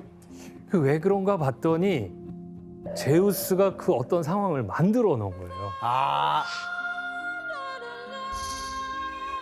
이 제우스가 암피트리온으로 변신해서 먼저 알크메네를 찾아갔던 거예요. 너무 손쉽게 사랑을 나눴겠네요. 네, 사랑을 나누고 제우스는. 그 당시 이야기는 제우스가 밤의 신을 불러가지고 너는 오늘은 3배, 평소에 3배 길게 머물러 있어라 이 지상에. 그러니까 암피트리온의 논리가 어떻게 돼요? 나는 온 적이 없는데 넌 누구랑 잤다 이거지. 아이고. 그죠? 이 여자를 죽여버리겠다는 마음을 갖게 된 거예요. 왜? 나무를 쌓고 여자를 올리고 불을 지펴요. 태워 죽이려고. 아 진짜 마음을. 네. 이때 제우스가 어떻게 뭐죠? 했을까요? 구해야죠. 당연히 맞죠. 자기 그 애를 낳아야 되는데. 그렇죠. 네. 그래서 제우스가 갑자기 비를 내리고 그 불은 꺼지고 알크메네를 구해내요. 그리고 암피트리온에게 얘기하죠. 사실은 내가 그 나였다. 나였다. 아내로서 같이 잘 살아라. 행복하게 살아라. 이렇게 얘기했다고 그래요. 못하게 살아. 플라우투스라는 작가의 작품에 그대로 나오는 이야기입니다. 이렇게 알크메네는 암피트리온으로 변신한 제우스의 아이를 임신하게 됐어요. 제우스가 생각하기에 세상을 구할 그런 아이라고 생각을 했던 거죠. 지금 당장에 가장 먼저 태어난 아이가 아르고스를 지배하게 하자. 그러니까 이 말을 듣고 있던 헤라가 화가 난 거죠. 왜냐하면 제우스가 또 바람을 펴서 또 어떤 인간하고 아이를 갖게 됐는데 이 아이가 아르고스를 다스리게 된다니까 너무 화가 난 거예요. 그러면 헤라클레스는 태어나기 전부터 헤라의 질투를 받았던 거네요? 그렇죠. 제우스의 자식이 아르고스를 지배하게 되면 안 되겠다라고 생각을 해가지고 페르세우스 자손 중에 지금 아이를 갖고 있는 사람이 누가 있나 이렇게 찾아본 거예요. 그랬더니 그중에 스테넬로스라는 사람이 그 부인이 아이를 갖고 있는 거예요. 그런데 얘가 태어나려면 한 3달쯤 기다려야 되고 헤라클레스는 조금 있다 태어날 그럴 판이었어요. 그러니까 헤라가 어떤 짓을 하냐면 알크메네가 자식을 못 낳도록 출산의 여신을 보내서 그 방해를 해요. 그리고 대신에 스테넬로스의 부인은 7달밖에 안 됐는데 아이를 낳을 수 있게 만든 거예요. 그래가지고 에우리스테우스라는 사람이 먼저 태어난 거예요.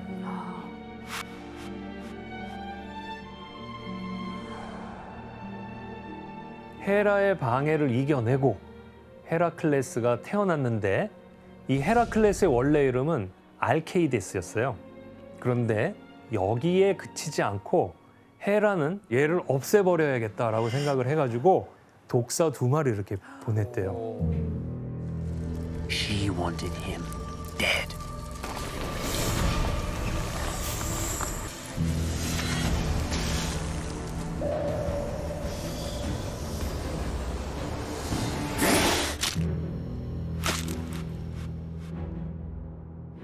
그 어떻게 됐을까요?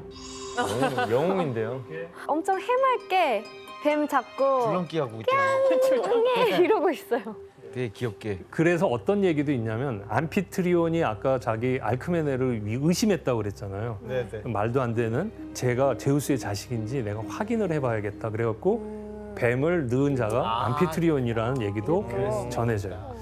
아, 내 아내 알크메네가 했던 말이 정말이구나. 쟤는 그냥 보통 아들이 아니구나. 아, 제우스의 이렇게, 자식이구나. 제우스의 자식이구나 그렇게 인정하는 계기가 됐다고 그래요. 이런 이제 태생 자체부터 미운데 그거 말고 헤라가 헤라클레스를 아주 미워하게 된 또 원인이 하나 있어요. 제우스가 이 갓 태어난 헤라클레스에게 불멸의 힘을 주기 위해 한 일은 무엇일까요? 곤이 잠에 빠져 있는 헤라의 모유를 먹이려고 했다. 모유가 나와요 또? 그래서 왜냐면 나오죠. 왜냐면 얘가 힘이 세니까 막 흡입력도 장난이 아닌 거예요. 그래서 아니 난 나중에 너무 웃겼던 게 이제 헤라님이 깼을 거 아니에요. 그래서 뗐는데 이 흡입력 너무 세가지고 압력이 너무 세서. 이게 그대로 터져 나와가지고 네. 그게 은하수가 됐다라는 얘기가. 진짜? 이게 뭐야? 규현 씨 정답입니다. 그래서 은하수를 뜻하는 말이 밀키웨이가 됐다라는 이야기가 전해지고 있습니다. 그래서 밀키웨이요? 나 은하수가 밀키웨이인지 몰랐는데. 나도 그거 보고 이게 뭐야 그랬거든요. 아 그치. 나 너무 웃겼어 그게. 그래서 그 신의 아들로 태어나서 불사의 능력까지 이제 얻게 된 거죠. 그 헤라클레스가 이런 태생을 가지고 이제 점점 자라나겠죠. 그래서 어린 시절을 보내고 청년이 될 텐데 아버지 암피트리온도 직접 막 그 헤라클레스에게 여러 가지 뭐 마차를 모는 법이라든가 이런 걸 가르쳐주고 그 당시에 가장 유명했던 스승들을 하나씩 모아서 헤라클레스를 교육시키게 해요.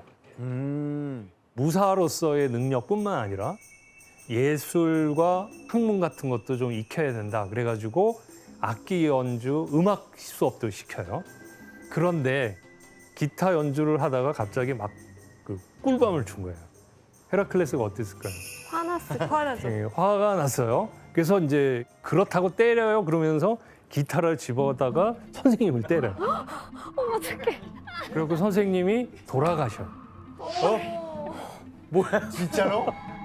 그런데 이걸 보고 암피트리온이 너무 걱정이 되는 거예요.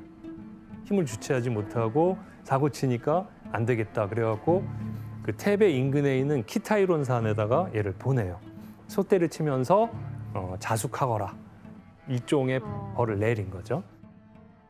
근데 거기서 이제 주목할 만한 또 하나의 괴물이 나타나는데 그 키타이론 산에는 엄청난 덩치의 사자가 살고 있었어요. 이 사자가 헤라클레스의 소떼에도 자꾸 해악을 끼치니까 헤라클레스가 맞서 싸웠어요. 이 사자랑 맞붙어가고 또 그 물러서지 않았던 거예요. 맨손으로 목을 쫄른 정도가 아니라 뭐 입을 찢어서 죽였다 뭐 이런 얘기가 있는데 그 장면도 조각가들이 있어요. 남긴 게 있어요. 한번 보실까요? 지금 보시면 네. 입을 찢는 것 같아요 이거. 네, 그러네. 두 손으로 입을 찢고 있죠. 이렇게 해서 사자를 제압했고 이 사자 가죽을 벗겨가지고 헤라클레스가 그 다음부터 이걸 입고 다녔다 이런 얘기가 있어요. 그래서 그 서양의 여러 박물관에 미술관에 보면은 많이 봤죠. 그리고 이제 테베로 돌아오는 길에 그동안 테베의 옆 나라에서 테베를 괴롭히던 나라가 있었어요. 황소를 조공으로 이렇게 걷어내던 나라가 있었어요. 그래서 이제 전쟁이 벌어졌는데 그 전쟁에서 그 헤라클레스의 화력으로 승리를 거둔 거예요.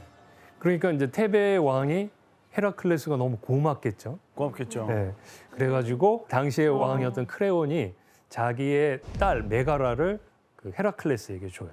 그래서 둘은 결혼을 하게 되고 행복하게 잘 살아요. 그래서 아들도 셋 낳고 단란한 가정을 꾸리면서 살았어요. 그런데 이렇게 계속되진 않았겠죠? 그 헤라클레스의 행복한 가정 생활을 눈뜨고 못 보던 존재가 있었어요. 헤라. 네, 헤라가.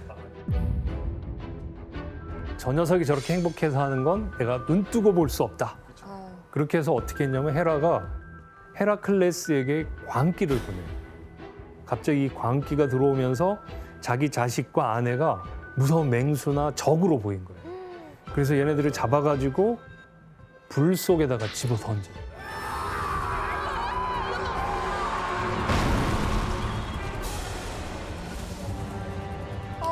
지금 보면 헤라클레스가 곤봉을 들고 자기 아내를 때리고 있죠. 어떡해. 광기가 없어지고 다시 돌아오고 자기가 한 짓을 본 거죠. 어떻겠어요? 멘붕이 왔겠죠. 그래서 이제 자살을 하려고 결심을 했대요.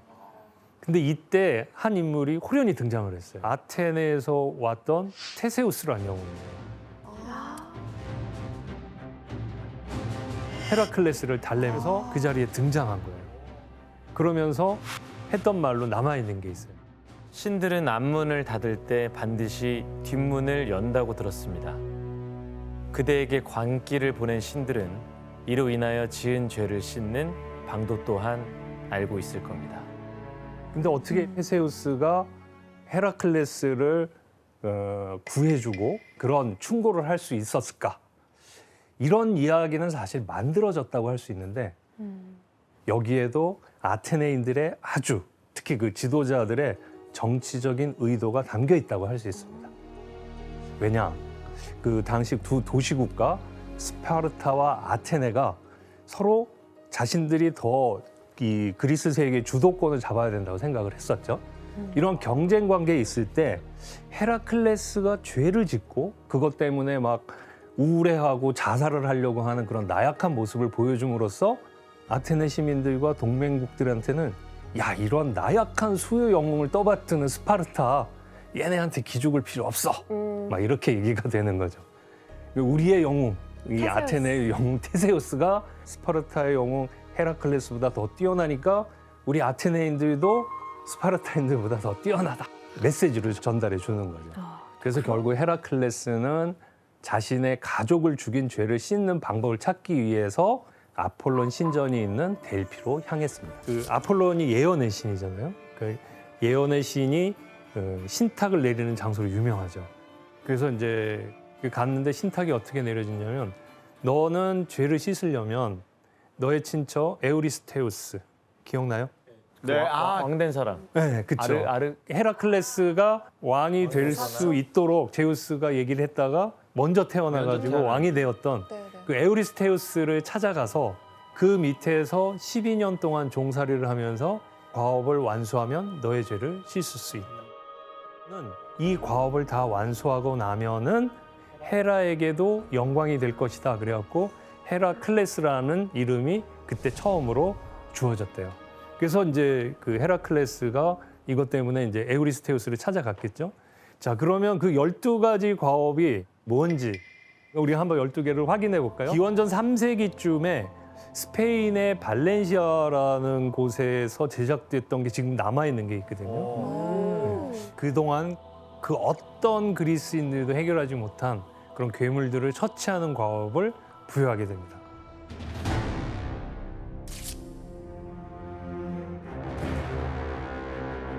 우선 이 과업을 보시면 1차적으로는 이 펠로폰네소스 반도 안에서 돌아다니면서 6개의 과업을 수행하게 돼요. 네메이아라는 곳에 사자가 살고 있었어요.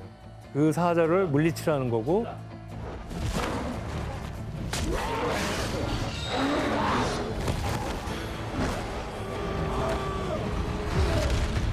두 번째가 히드라였어요. 자, 그런데 히드라의 특징이 있었어요. 그 목을 하나 치면은 머리가 또 생겨요.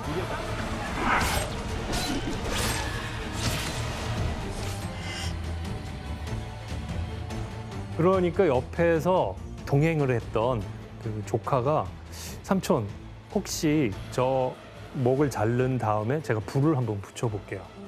그러면 죽을지도 몰라요. 그렇게 해서 해봤더니 정말 목을 자른 다음에 불을 붙이니까 더 이상 안 나오는 거예요. 헤라클레스는 이렇게 펠로폰네소스 반도 안에서 해결해야 될 문제를 아주 손쉽게 다 해냈습니다. 그러니까 6개의 과업을 다 마친 그 헤라클레스에게 에우리스테우스가 딱 보니까 자기 동네에 있는 그 괴물들을 퇴치하라고 그랬는데 너무 빨리 끝나는 거예요. 그러니까 안 되겠다. 그리스 바깥으로 멀리 보내자. 또 이쪽에 가서 흑해 남단에 있는 곳에 가서 아마조네스의 그 허리띠를 가져와라. 마존이라는 게 가슴이란 뜻이거든요. 아는 없앤다는 뜻이에요. 그래서 아마존이라는 말 자체가 젖가슴을 없앤 여전사들 이런 뜻이 돼요. 뭐라고 명령을 해요? 히폴리테가 두르고 있는 황금띠를 가져와라. 근데 그 히폴리테의 아버지가 전쟁의 신 아레스였거든요. 그 아레스가 선물로 준 건데 그걸 가져오라는 거예요. 그래서 이제 헤라클레스가 가서 그 처음에 말로 했어요. 허리띠가 필요하다. 가져다가 보여준 다음에 다시 와서 돌려주겠다. 히폴리테가 뭐라고 그랬을까요? 말같지도 않은 소리 하지 말라 했겠죠. 그렇지 않았어요. 바로 줬어요? 히폴리테가 헤라클레스를 아주 호감 있게 보고서 그래 그러면 내가 이걸 돌려줄 테니 가서 보여주고 다시 돌려와라. 헤라가 저렇게 빨리 일이 이루어지면 안 된다라고 해서 헤라 자신이 아마존 전사 중에 하나로 변장을 해갖고 소문을 퍼뜨렸어요. 헤라클레스가 우리의 여왕 히폴리테를 죽이려고 그런다. 그리고 여선사들이 가만히 있지 않죠. 그래서 이제 아마존 전사들이 덤벼드는 바람에 결국 싸움이 일어났고 그 싸움의 와중에 헤라클레스는 결국 히폴리테를 죽이게 돼요. 아이고. 서쪽 남단인 이베리아 반도 남서부 쪽으로 보내게 됩니다. 그래서 이쪽에 가서 저 전사들을 처치하라는 게 아니라 저 전사들이 엄청난 소떼를 데리고 있었다는 거예요. 그 소떼들이 굉장히 좋은 그런 소여서 그 소를 데리고 와라라는 미션을 내렸어요. 그런데 이제 그걸 가지고 그 소떼를 몰고 이렇게 오다가 소 몇 마리가 이쪽으로 갔다 그러죠. 소를 이탈로스라고 부르기도 하죠. 네. 네, 그래서 소가 간 곳, 그래서 이탈리아라는 이름이 생겼다. 뭐 이렇게 얘기가 되고 그래서 이제 맞춘 거예요. 소각한. 예.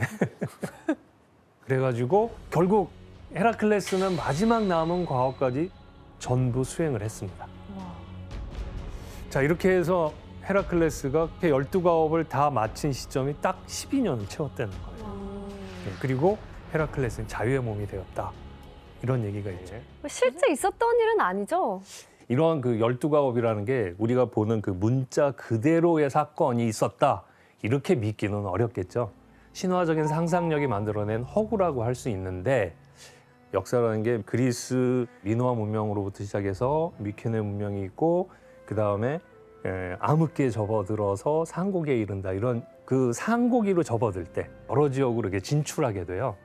진출하면서 거기다가 조그만 그 그리스의 식민 도시들을 만들게 되는데 바로 그 식민 도시들의 분포와 헤라클레스가 12과업을 하기 위해서 돌아다녔다는 그 지역이 아주 일치하는 거예요. 그러면 헤라클레스의 발자취가 결국 그 그리스의 진출 루트인 거네요? 그렇죠.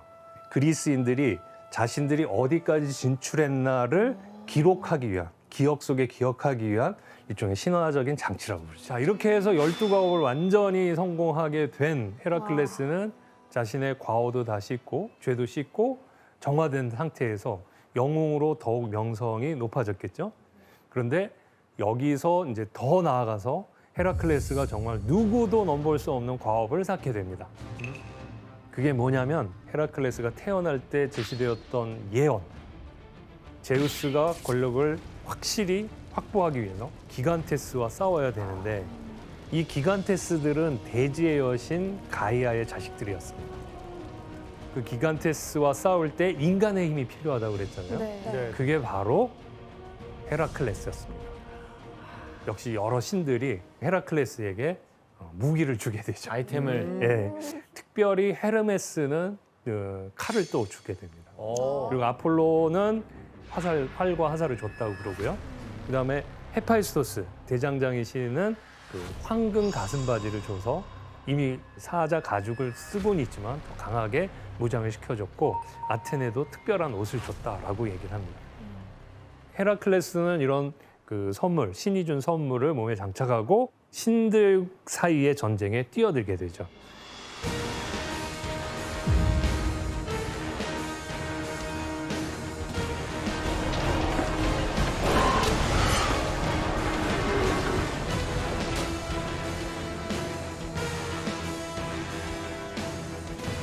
기간테스들이 웬일인지 전쟁 중에 신들이 아무리 공격을 해도 아테네가 막 칼로 찌르고 창으로 찔러도 쓰러진 놈이 땅에 닿으면 다시 일어나는 거예요.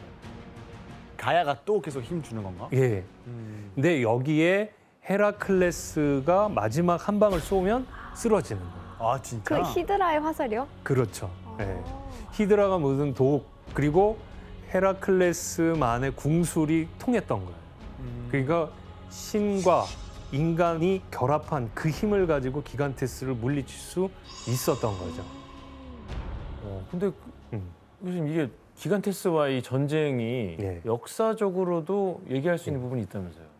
예, 그렇다고 볼 수 있을 것 같습니다. 이 기간테스 거인 신족과 올림포스 신들의 전쟁 역시 역사적인 함축과 의미를 가지고 있다고 저는 생각이 됩니다. 사람들이 질서를 잡아가는 과정에서 내부의 혼란을 수습하고 외부의 침략을 막아냈겠죠. 네. 예, 이런 시기를 생각하면서 어떤 이야기를 만들었냐면 기간테스와 헤라클레스 그리고 올림포스 신들의 싸움 자체를 이 혼란기를 벗어나는 그리스인들의 모습을 신화적으로 표현한 것이다 이렇게 얘기를 합니다. 또 하나는 이때 이제 서서히 민주주의라는 게 자리를 잡아요.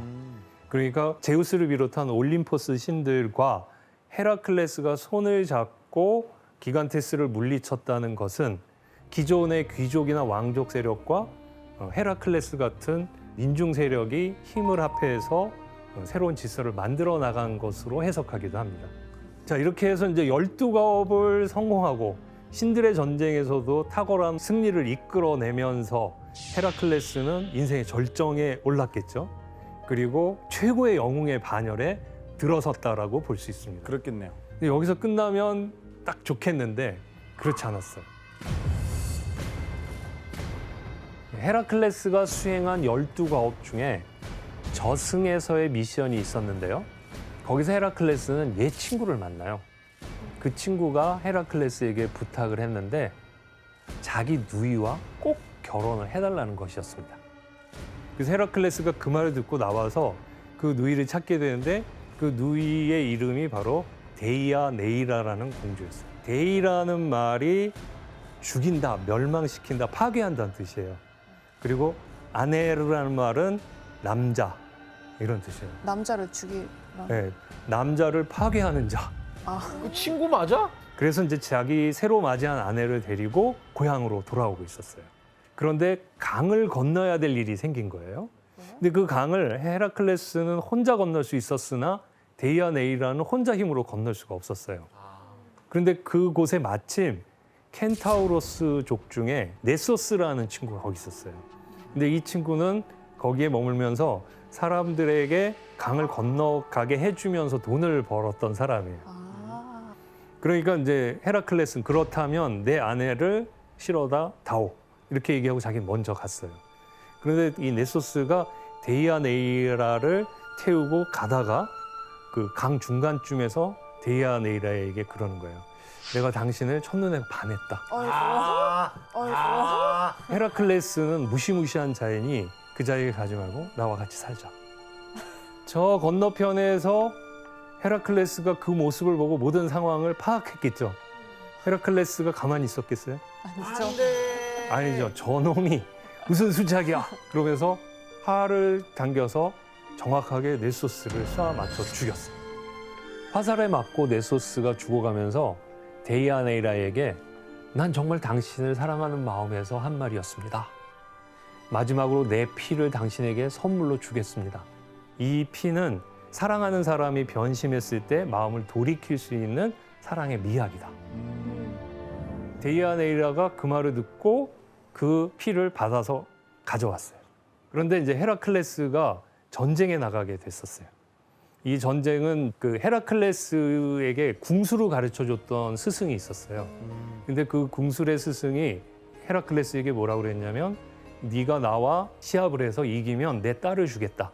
내 딸 이올레라는 딸을 주겠다. 시합을 했는데 청출어람이라고 제자였던 헤라클레스가 스승을 이겨버린 거예요. 그런데 이 스승이 그 약속을 지키지 않은 거예요. 이올레에 대한 생각 때문에 그 나라를 친 거예요. 아 근데 부인이 있잖아요. 그러니까요. 데이아네이라가 어떻게 했을까요? 그 미약 준 거 아니야? 사랑을 되살리게 미학을 하는. 생각하는 거예요. 그래가지고 옷을 하나 만들어서 그 옷에다가 이 약을 발랐어요. 아 갑자기 안 좋은데요. 저주잖아요, 완전. 죽어가면서까지 한 건데. 그렇죠? 네소스의 피는 그냥 네소스의 피만이 아니었죠. 헤라클레스의 화살을 맞았는데 헤라클레스의 터졌잖아요. 예, 화살 속에는 히드라의 독이 묻어 있었잖아요. 결국 자기가 죽인 히드라의 독을 자기가 입게 된 거네요. 그렇죠. 그러면서 그 옷이 막 불타오르면서 사람을 쪼인 거예요. 그래가지고 헤라클레스가 고통을 막 견디지 못하고 막 죽겠는데 이게 체력이 강해서 죽지는 또 않는 거예요. 와. 그래서 계속 고통 속에 시달리고 있었던 거죠. 이걸 뜯어내려고 그러는데 뜯어지지도 않고 계속 자기 몸을 파고들고 그렇게 해서 결국은 이래서는 안 되겠다. 그러니까 장작을 쌓고 그 위에 올라가서 불을 붙여달라고 요청을 해요. 헤라클레스는 너무나 허망하고 비참하게 죽었죠. 그 헤라클레스는 아까 그 그림에서 불타서 죽는 헤라클레스의 모습이 있었고 마차를 타고 올라가는 모습이 있었죠. 네. 그러니까 그게 네, 누구예요? 그러니까 인간의 모습으로서의 헤라클레스는 죽고 그 영혼이 올림포스 산으로 올라간다는 거예요. 그 그리스 신화나 철학에서 불은 모든 더러운 요소를 정화시켜주는 신비한 신성한 물건인 거죠. 그러니까 헤라클레스를 태웠다는 것은 헤라클레스의 모든 과오나 죄나 고통을 다 씻어버리고 하늘로 올라간다는 그런 뜻이고 거기에 올라갔을 때 헤라 여신이 마침내 그래 너는 정말 수고 많았다. 내가 인정한다. 그러면서 그동안 품었던 앙심을 모두 털어내고 헤베라는 자기의 딸을 헤라클레스와 결혼을 시켜줘요. 진짜? 근데 헤베는 젊음의 여신으로 알려져 있거든요. 그래서 헤라클레스는 영원한 젊음을 누리는 신으로 새롭게 태어났다. 뭐 이런 얘기를 할 수가 있습니다. 그 지금까지 영웅 헤라클레스의 일생을 쭉 살펴봤는데요. 이 헤라클레스의 발자취는 세계 곳곳에 유적과 이야기로 남아서 지금까지 전해지고 있습니다. 터키의 에페소스라는 곳에는 이 헤라클레스의 용맹함을 표현한 헤라클레스의 문이 있고요. 그다음에 스페인의 라코누냐에는 헤라클레스의 명령으로 지어졌다는 헤라클레스의 등대가 있습니다. 이게 1900년 전부터 지금까지 바다를 밝히고 있다. 뭐 이런 얘기도 전해지고 있죠. 요르단의 수도 암만의 그 가장 높은 지역에는 성터가 하나 있는데 바로 그 성터에는 헤라클레스를 기리는 신전도 있대요. 영웅 헤라클레스를 자기의 수호 그 영웅으로 섬기던 곳이 스파르타라고 한다면 바로 테세우스를 자신의 수호 영웅으로 섬기는 곳이 바로 아테네였고 그 아테네는 그 테세우스로 인해서 아티카의 중심이 되고 발전을 이루게 됐다라고 얘기합니다. 그래서 역사가로 알려져 있는 플루타르코스는 이 테세우스가 그야말로 진정한 아테네의 시조다라고까지 얘기를 합니다. 그렇다면 왜 아테네는 테세우스를 영웅으로 만들었을까요? 정치적인 이유가 있나요? 이 헤라클레스는 이 스파르타뿐만 아니라 펠로폰네소스 반도 전체에 아주 뛰어난 영웅이었죠. 네. 신처럼 숭배하는. 근데 아테네조차도 처음에는 헤라클레스를 영웅으로 칭송하는 때가 있었습니다. 그런데 아테네가 헤라클레스에게 조금씩 등을 돌리는 사건이 일어나게 됩니다. 그리스가 점점 질서를 잡고 추스려가고 있는 동안 동방에 페르시아라는 나라가 강성해지고 밀고 오게 됩니다. 그래서 서쪽으로 쭉 오다가 결국 페르시아가 그리스를 침략하게 돼요. 페르시아를 겨우 막아낸 뒤에 아테네를 중심으로 한 그리스 해양 도시국가 동맹을 맺게 됩니다. 그게 바로 에게의 중심에 있는 델로스 섬을 중심으로 한 델로스 동맹입니다. 자, 이렇게 되니까 기존에는 스파르타가 최강국이었는데 아테네가 점점 힘을 키우면서 라이벌 관계가 형성이 된 거예요. 스파르타의 영웅인 헤라클레스의 버금갈, 우리만의 영웅을 내세워야 되지 않겠느냐 이렇게 생각한 거죠.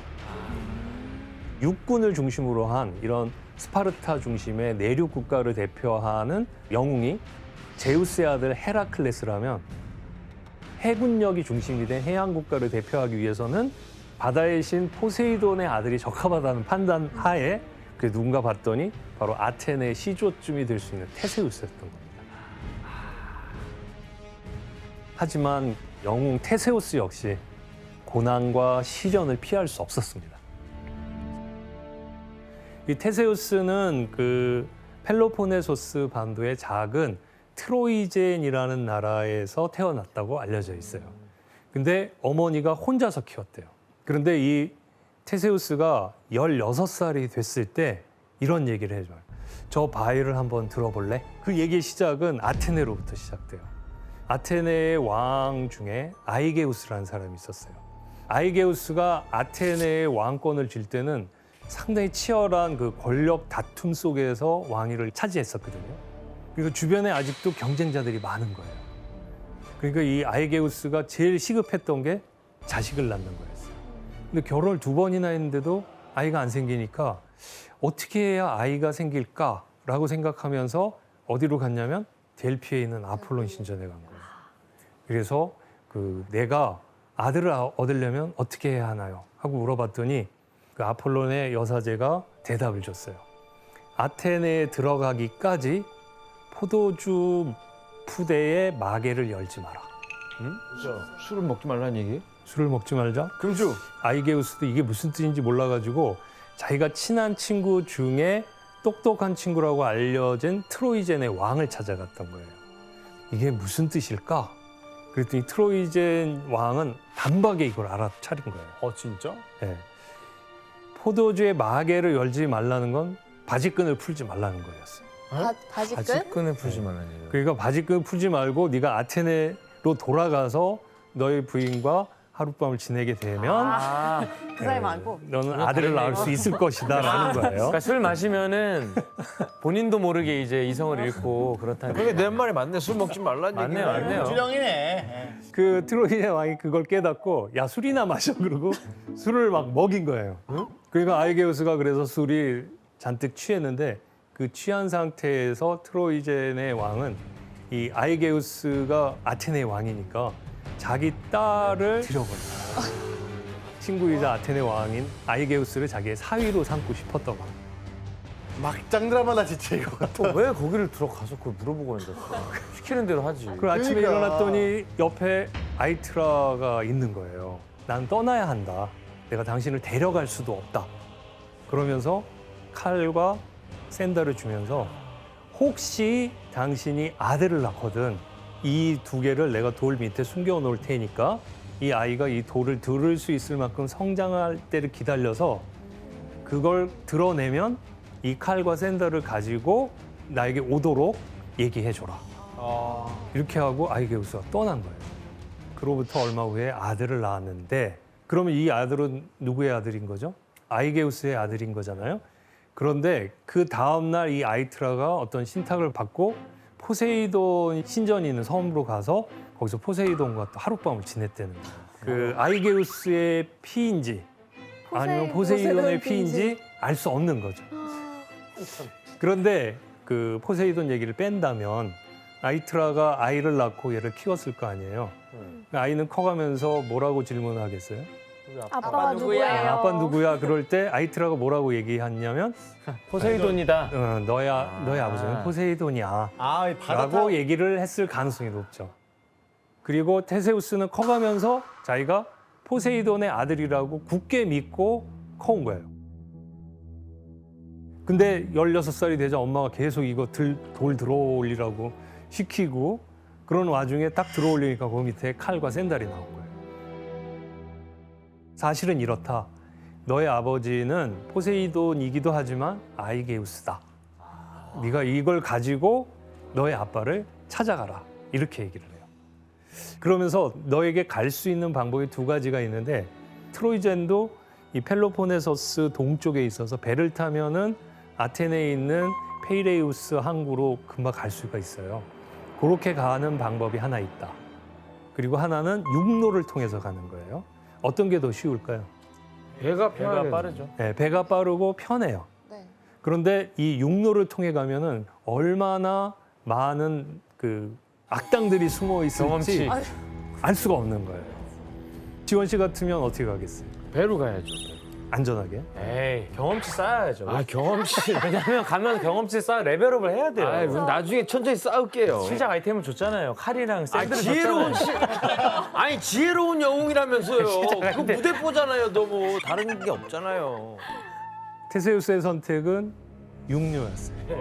그죠. 그냥 사서 고생한 그렇죠. 거네요. 자기가 이 길을 가면서 헤라클레스처럼 나도 그 괴물을 잡고 처치하고 그러면서 나의 이름도 그리스 전역에 펼치겠다. 이런 생각을 했던 거죠. 테세우스는 이 길을 가는 동안 정말 예상대로 수많은 악당들을 만나게 되는데 그 악당들이 다른 사람을 괴롭혔던 것과 똑같은 방법으로 되갚아주면서 처단을 했다는 거예요. 맹철하네. 테세우스가 만난 악당이 어떤 악당들인지 도자기 그림으로 하나 남아있는 게 있어요. 네. 여러분들 보시기 왼쪽 그림은 뭘까요? 저 그림은 시니스라는 악당을 만나게 되는데 시니스는 코린토스에서 만나게 돼요. 근데 이 친구는 그 지나간 사람을 잡아가지고 소나무로 이렇게 끌어당긴 다음에 이걸 잡고 있어라. 그리고 이걸 잡고 있으면 그걸 펼쳐가지고 사람들의 사지가 이렇게 찢어지게 만들었대요. 테세우스가 어떻게 했겠어요? 시니스를 잡아가지고 똑같이 잠깐 잡고 있어. 잡고 있어 그러는데 잡고 있었는데 테세우스는 완전히 잡고 있는 거예요. 그리고 이걸 자기가 그 다음에 시니스를 거기다 묶어가지고 시니스를 박살을 냈다. 뭐 이런 얘기가 있고요. 그 다음에 이제 스케이론이라는 친구는 지금 보면은 한 친구가 바위에 앉아 있죠. 네. 이 지나가는 사람한테 너 일로 와 그러고 발 닦으라고 그랬대요. 발 닦고 있으면 발로 밀어가고 절벽으로 떨어뜨렸대요. 근데 그걸 피하고 테세우스가 스케이론이라는 친구를 절벽으로 밀어 떨어뜨렸대요. 그래서 저 절벽 밑에 보면 거북이 그림이 있죠. 네. 저게 바다를 상징하는 거라고 그래요. 그 외에도 여러 악당들이 있었는데요. 그리고 이제 마지막으로 여러분들이 그 많이 들어보셨을 수도 있는데 이 악당은 침대 살인마로 알려져 있습니다. 혹시 들어보신 적이 있나요? 테세우스가 이 5명의 악당을 다 물리치고 아테네로 들어가는 입구에 여인숙이 하나 있는 거예요. 알고 보니까 그 여인숙의 주인이 바로 그 침대 살인마라는 녀석이었어요. 여기서 퀴즈를 하나 내도록 하겠습니다. 오케이. 이 악당은 어떻게 지나가는 사람들 그리고 여기에 묶은 사람들을 침대를 이용해서 죽였을까요? 정답. 예, 지원 씨. 그 옛날에 우리 바퀴벌레 퇴치제라고 예. 이렇게 딱 붙으면 딱 안 떨어지는 게 있었거든요. 침대에 눕는 순간 이게 안 떨어지는 거지 몸이. 붙여서 죽였다. 네. 비슷하긴 한데 정확하진 않습니다. 오답입니다. 정답. 예, 규현 씨. 2층 침대를 쓴 거예요. 그래서 내려오는 거예요? 샌드위치로? 네? 샌드위치처럼 이렇게 내려오는 거예요? 시간 지나면 점점점점 이렇게 내려오는 거예요? 네, 맞아요. 2층 침대로 샌드위치를 만들었다. 이것도 재밌는 생각인데 정답 아니고 오답입니다. 정답. 예, 혜성 씨. 그 자기 침대가 딱 있는데 어떤 사람이 왔는데 그 침대 길이보다 짧으면 그 사람을 잡아 늘려서 죽이고 그 침대보다 키가 크면은 그만큼 잘라서 죽인다 이랬던 것 같아요. 네, 정답입니다. 테세우스는 그 사실을 간파하고 똑같은 방법으로 그 괴물을 퇴치했는데 그 괴물의 이름은 프로크로스테스라는 친구입니다. 프로크로스테스. 네, 이 이야기는 속담이나 관용구처럼 전해지고 있는데요. 그 자기 기준대로 억지로 끼워 맞추고 막 강요하는 이런 태도를 보일 때 프로크로스테스의 침대를 나한테 들이대지 마라. 이런 식으로 얘기를 하죠. 자, 그런데 이 6명의 그 악당 테세우스가 괴물들을 다 퇴치하고 마침내 아테네에 들어오게 됩니다. 이 소문이 났겠죠. 헤라클레스 같은 어떤 영웅이 드디어 여기까지 들어왔다. 시민들의 열렬한 환영이 있었어요. 그리고 이 얘기는 아테네 왕에게도 들어갔겠죠. 아이게우스도 얘기를 들은 거예요. 이때 아이게우스는 어떤 마음이었을까요? 과연 누구냐? 그 사람이 누구냐? 한번 보고 싶구나. 한번 보자. 아니 어떤 놈이 아테네에 들어왔고 이렇게 시민들을 선동하고 있는가? 이자가 아테네의 왕권을 차지하려고 온 것은 아닌가? 불안한 마음이 있었던 거예요. 경계하는군요. 근데 여기서 또 하나의 문제가 있습니다. 전해져 오는 얘기 속에는 아이게우스가 트로이젠 왕을 만나고 고향으로 돌아오던 중에 코린토스에 들렀었대요. 근데 그 코린토스에서 누굴 만나냐면 악녀로 알려져 있어요. 메데이아를 만나요. 희대의 악녀, 최고의 팜파탈로 알려져 있죠. 그냥 자기 이득이라면 어떤 방법이어도 상관없다. 정말 잔인해도 상관없다. 약간 이런 악마네, 사람이었던 걸로 악마. 유명해요. 네, 아주 정확하게 잘 알고 계시네요. 메데이아는 그 코린토스에서 어떤 일이 있었냐, 자기 남편이 자기를 배신하는 일 때문에 자식들을 죽여요. 그 복수한다는 의미에서. 그런데 이때 아이게우스를 만난 거예요. 내가 그 마법의 약을 써서 당신에게 아들을 낳을 수 있도록 해줄 테니까 아테네로 갔을 때 나를 받아다오. 그래서 메데이아가 코린토스에서 자식들을 버린 다음에 그 아테네로 와 있었던 거예요. 그리고 둘이 결혼해갖고 아이를 낳았어요. 그 아이의 이름이 이제 메도스라는 친구였어요. 어떻게 보면 아이게우스의 계승자처럼 있었던 거죠. 그러던 와중에 테세우스가 오니까 불안한 거예요. 메데이아는 아까 그런 이제 악독한 마음을 가지고 테세우스가 그때 거기에서 혹시 그 친구가 아닌가라고 간파한 거예요. 이 친구가 누군지를 아는 거예요. 와, 알아냈어? 역시 쪽이 좋아. 그래서 그 아이게우스에게 저 친구는 아무래도 당신을 노리고 온 친구 같다. 우리가 여기서 없애버리자. 이제 작전을 짜게 되죠. 그 아이게우스는 이제 그 말을 듣고 자기 아들이라는 생각은 못하고 영웅이라고 하는 그 친구를 불러라. 그래서 만찬을 벌여줘요. 그리고 메데이아가 줬던 술잔에 독을 넣어서 이걸 권하게 되죠. 그걸 마시는 순간 이제 죽게 되는 거죠. 그렇겠죠. 근데 테세우스는 아주 영리하고 조심성이 있고 진중한 친구였던 거예요. 이걸 보니 이게 수상한 거예요. 와. 어떻게 알았을까요? 아이게우스도 그렇고 옆에 있던 메데이아의 눈빛이 심상치 않은 거예요. 맛이나 안 맛이 계속 보고 있는 거 이렇게. 한 입만. 너무 티나잖아. 이렇게 너무 티나게. 왜 안 먹어? 많이 먹어봐. 자, 그러니까 이제 테세우스가 저분이 정말 나의 아버지라면 자기가 진짜 아버지더라도 나를 아들로 생각하고 있는지 내가 확인을 해봐야겠다. 그래갖고 이제 징표가 되는 칼을 옆에 탁 놓고 그 술잔을 들어서 마시려고 그래요. 그 그래서 아빠한테 그거 받았던 칼이니까. 네. 알아보는 거네. 아이게우스가 정말 자기 아버지고 자기를 아들로 생각한다면 어떻게 하겠어요? 말리죠. 말리겠죠. 네. 이제 그런 수를 쓰고 테세우스가 술잔을 가까이 가고 있는데 아이게우스가 칼을 보고 알아차린 거예요. 내 아들이구나. 그래서 그 술잔을 치고 목숨을 구해내요. 그 다음에 아이게우스가 누굴 봤냐면 메데이아를. 이 여자가 모든 걸 알고 내 아들을 죽이려고 했구나라고 생각을 하고 메데이아와 메도스를 내쫓았대요. 와, 신의 한 수다, 그거 진짜. 와, 근데 그것도 촉 좋다, 왕도. 진짜. 어쨌든 아테네 상황은 이제 정치를 안정시키고 이제 테세우스가 왕이 되기만 하면 되는 그런 상황이었는데 그런데 이제 여기에서 테세우스에게는 더 엄청난 괴물과 싸워야 하는 최악의 시련이 기다리고 있었습니다. 서로 다른 두 개의 얼굴, 몸뚱이는 하나. 서로 다른 본성이 한 몸에 합쳐져서 반은 소이고 반은 사람이네.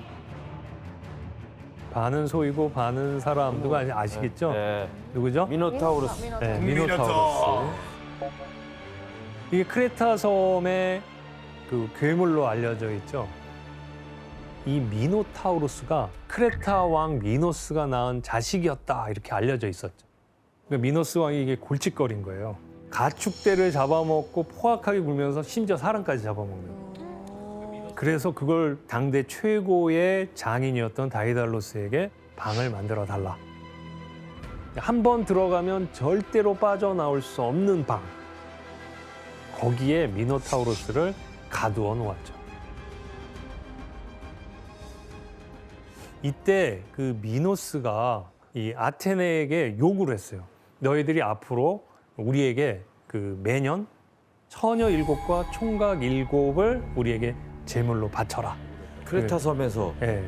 다른 말로 하면 아이게우스한테 그렇게 부탁한 거죠. 자, 이 얘기가 당연히 그 테세우스에게도 들어갔겠죠. 테세우스가 어떻게 했을까요? 저 이겨내겠다. 그거를 어떻게 네. 해야겠다. 자기의 백성이 자기가 왕이 되면 자기의 백성이 될 텐데 그렇게 죽음의 길로 내몰고 자기가 왕이 된다는 건 수치스러운 일이라고 생각했던 거예요. 그래서 테세우스가 아이게우스에게 말해요. 저를 보내주십시오.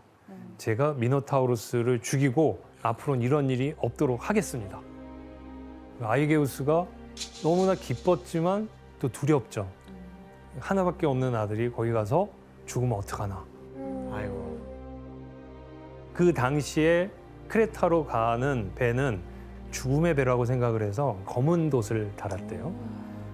그때 아이게우스는 나는 너를 보낸 후 너를 계속 기다릴 텐데 돌아올 때는 이 흰 돛으로 바꿔다오. 이렇게 얘기를 한 거예요. 테세우스는 그렇게 새로운 여정을 떠났습니다. 그런데 테세우스는 그 두 가지 문제가 있게 되는 거예요. 첫 번째는 미노타우루스를 무찌를 수 있느냐죠. 그렇죠. 그 다음 문제가 뭘까요? 나와야죠. 나오는 거. 네, 나와야 되는데 나올 수가 없는 거예요. 이런 두 가지 문제가 있는 상황에서 크레타 왕국의 공주 아리아드네라고 있었어요. 그 아리아드네가 테세우스가 도착하는 걸 보는 순간 테세우스에게 반했던 거예요. 또 반했어? 네. 그래서 이 남자가 저기 들어가면 죽는데 죽으면 안 되지. 그러면서 그 아리아드네가 테세우스에게 미궁에서 빠져나올 수 있는 방법을 알려줬어요. 밧줄을 이렇게 해가지고 간 거 아니에요? 밧줄? 맞죠? 바닥에 간 길을 밧줄로 표시하면서 가가지고 빠져나온 거 아니에요? 이거 너무나 유명해서 정말.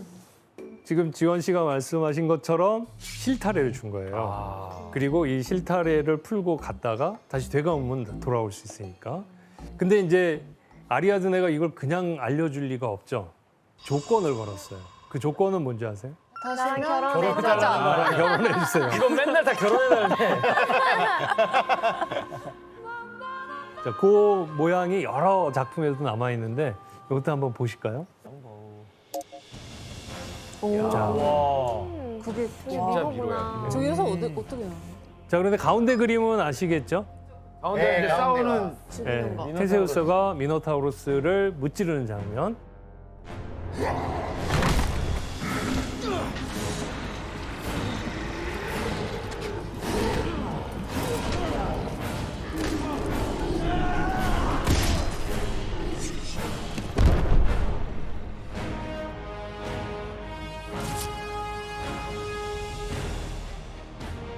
그다음에 여러분들 보시고 저 그림은 뭘까요? 갈 때 탔던 거 아닐까? 아니 돌아가는 거 아니에요? 돌아가는 거야? 돌아가는데 테세우스 옆에 아 여자가 있구나. 아리아드네가 있죠. 테세우스는 아리아드네를 데리고 아테네로 돌아가게 됩니다. 요 마지막 그림은 뭔지 아시겠어요? 혼자 남아 있어요. 근데 왜 혼자 있지 또? 공주를 아, 그럼 두고 간 거예요? 예, 맞아요. 예, 맞아요. 이 배를 타고 가다가 낙소스 섬이라고 하는데 요거는 크레타 섬하고 그 아테네의 한 중간쯤 있는 섬이에요. 네. 거기를 도착해가지고 테세우스가 아리아드네가 잠든 사이에 다른 친구들과 배를 타고 몰래 도망가요. 불쌍해. 어떡해.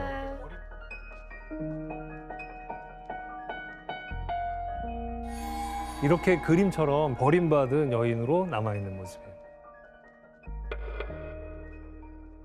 테세우스는 왜 그랬을까요? 아, 진짜 모르겠다 이거.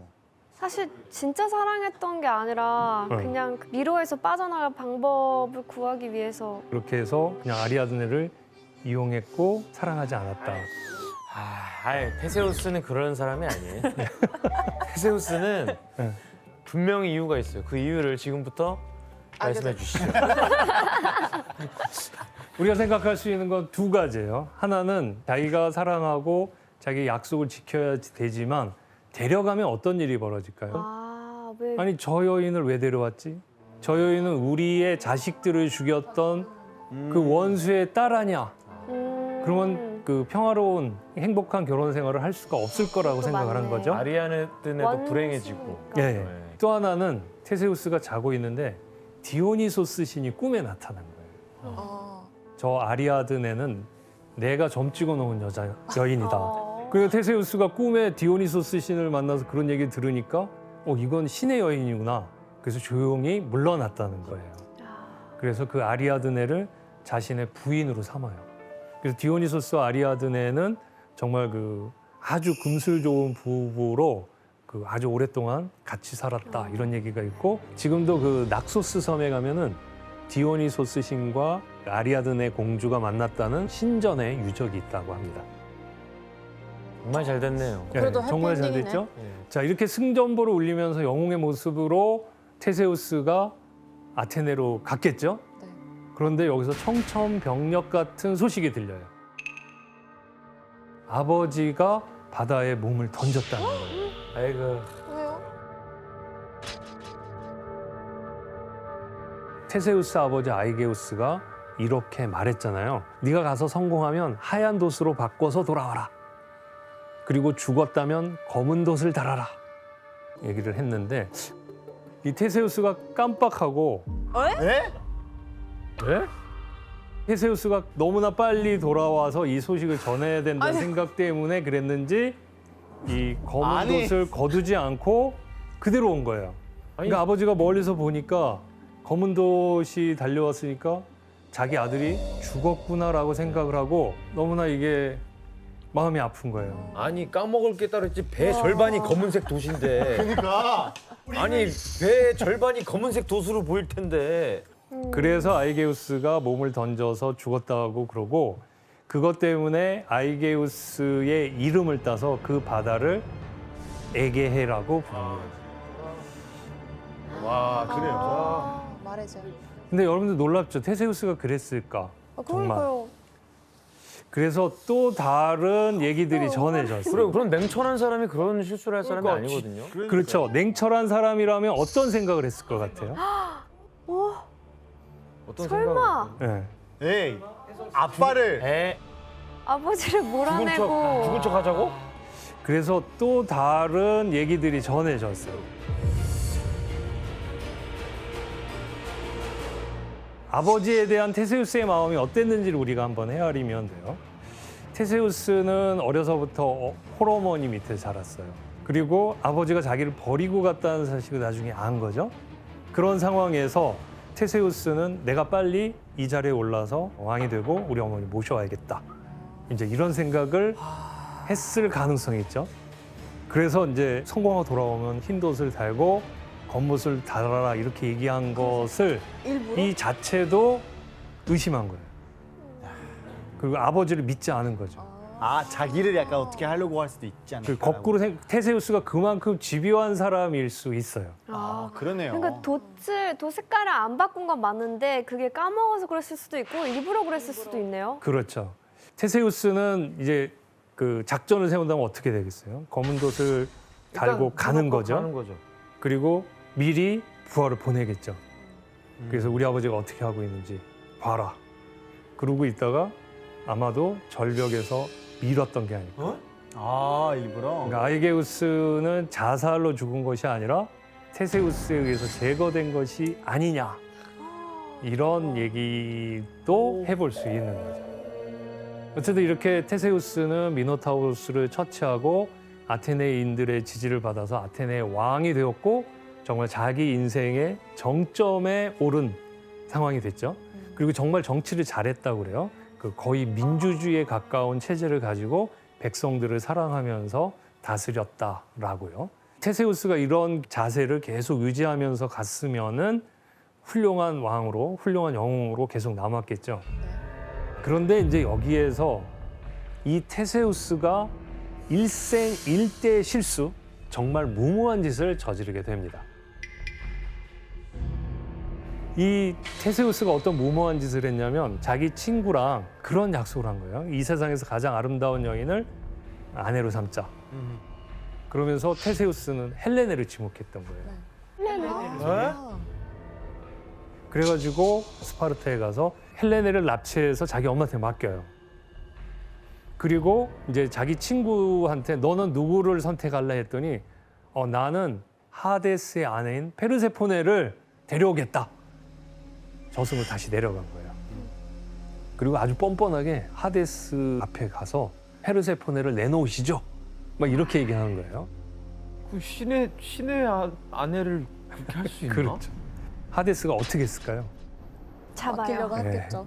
하데스는 요 녀석들 봐라 그러면서 정중하게 식사를 권하면서 의자에 앉으라고 한 거예요. 근데 그 의자가 사람이 한번 앉으면 떠날 수 없는 보통 의자가 아니었던 거예요. 거기에 앉게 되면은 그동안의 일을 다 까먹는 거예요. 그래서 이것을 하데스 세계에 있었던 망각의 의자라고 그랬죠. 과욕의 벌을 받은 거죠. 이때 저승에 영원히 갇힐 뻔한 테세우스를 구해준 인물이 있었습니다. 바로 저승에 과업을 하기 위해 온 헤라클레스였어요. 그래서 테세우스가 거기서 그러고 있는 모습을 보고 헤라클레스가 가만히 있을 수 없겠죠. 그렇겠죠. 네, 자기를 도와주었던 바로 테세우스를 구해줬던 거죠. 운이 좋았네. 그리고 테세우스는 다시 지상으로 올라갔고, 근데 이제 나오니까 상황이 아주 험악해 있는 거예요. 왜냐? 헬레네를 납치했다고 그랬잖아요. 그러니까요. 스파르타. 얘네들이 군사를 몰고 아테네를 친 거예요. 테세우스의 엄마 아이트라가 헬레네를 계속 데리고 있었잖아요. 그러니까 스파르타로 데려와서 엄마를 아예 노예로 삼아버렸어요. 아유. 그리고 이제 테세우스는 아테네에서 버티지 못하고 그 멀리 도망을 가게 돼요. 근데 어디로 가게 됐냐면 스키로스라는 섬이었는데요. 그 스키로스의 왕은 테세우스의 아버지 죽은 아에게우스 왕하고 아주 친한 사이였어요. 테세우스를 어떻게 맞이했을까요? 되게 싫어. 이 친구가 여길 왜 왔을까? 아, 혹시라도 우리나라를 넘본 게 아닐까? 아, 나를 제거하고 이 나라의 왕이 되려고 한 건 아닌가? 이런 의심을 하게 돼요. 그래서 어느 날 절벽으로 테세우스를 유인했고 밀어서 떨어뜨려 죽이게 됩니다. 아빠랑 같은 비슷한 그래서 아까 제가 음모론이라고 말한 것처럼 아버지를 죽였던 테세우스는 아버지와 똑같은 방법으로 죽임을 당한 거라고 볼 수 있겠죠. 맞네요. 테세우스의 죽음은 좀 허망하긴 하죠. 근데 이제 나중에 테세우스도 신적인 존재가 돼서 특히 페르시아가 침략했을 때 살라미스 해전을 벌였었잖아요. 그때 테세우스의 홀령이 나타나가지고 아테네를 응원해주고 아테네가 승리를 거둘 수 있도록 도와주었다. 뭐 이런 얘기도 전해지고 있습니다. 그러니까 아테네인들은 끊임없이 그 테세우스를 사랑했고 자신의 수호 영웅으로 계속 모셨던 거죠. 그 아테네에 가면은 헤파이스토스 신전이라고 알려진 곳이 있는데 그곳이 테세우스의 신전이었다라고 얘기가 전해지기도 해요. 그만큼 이제 테세우스를 영웅 이상으로 대접했던 거라고 볼 수 있죠. 자, 이렇게 두 영웅 얘기를 신나게 해봤는데 헤라클레스와 테세우스 이 두 영웅의 신화 속에는 역사적 사건과 아주 밀접하게 연관된 이야기들이 거기에 녹아들어 있다고 볼 수 있습니다. 스파르타와 아테네는 헤라클레스와 테세우스처럼 적에 맞서기도 하고 라이벌에서 적으로 변모하기도 했습니다. 바로 이런 역사적인 상황을 영웅 신화 속에 녹여넣고 부각시켰던 겁니다. 우리가 신화라고 하면은 단순히 그냥 허구적인 공간에서 이루어지는 판타지라고 생각했는데 사실 이런 이야기 속에는 역사가 숨어 있고 그렇기 때문에 그 이후의 역사를 설명할 수 있는 또 도구가 되기도 하죠.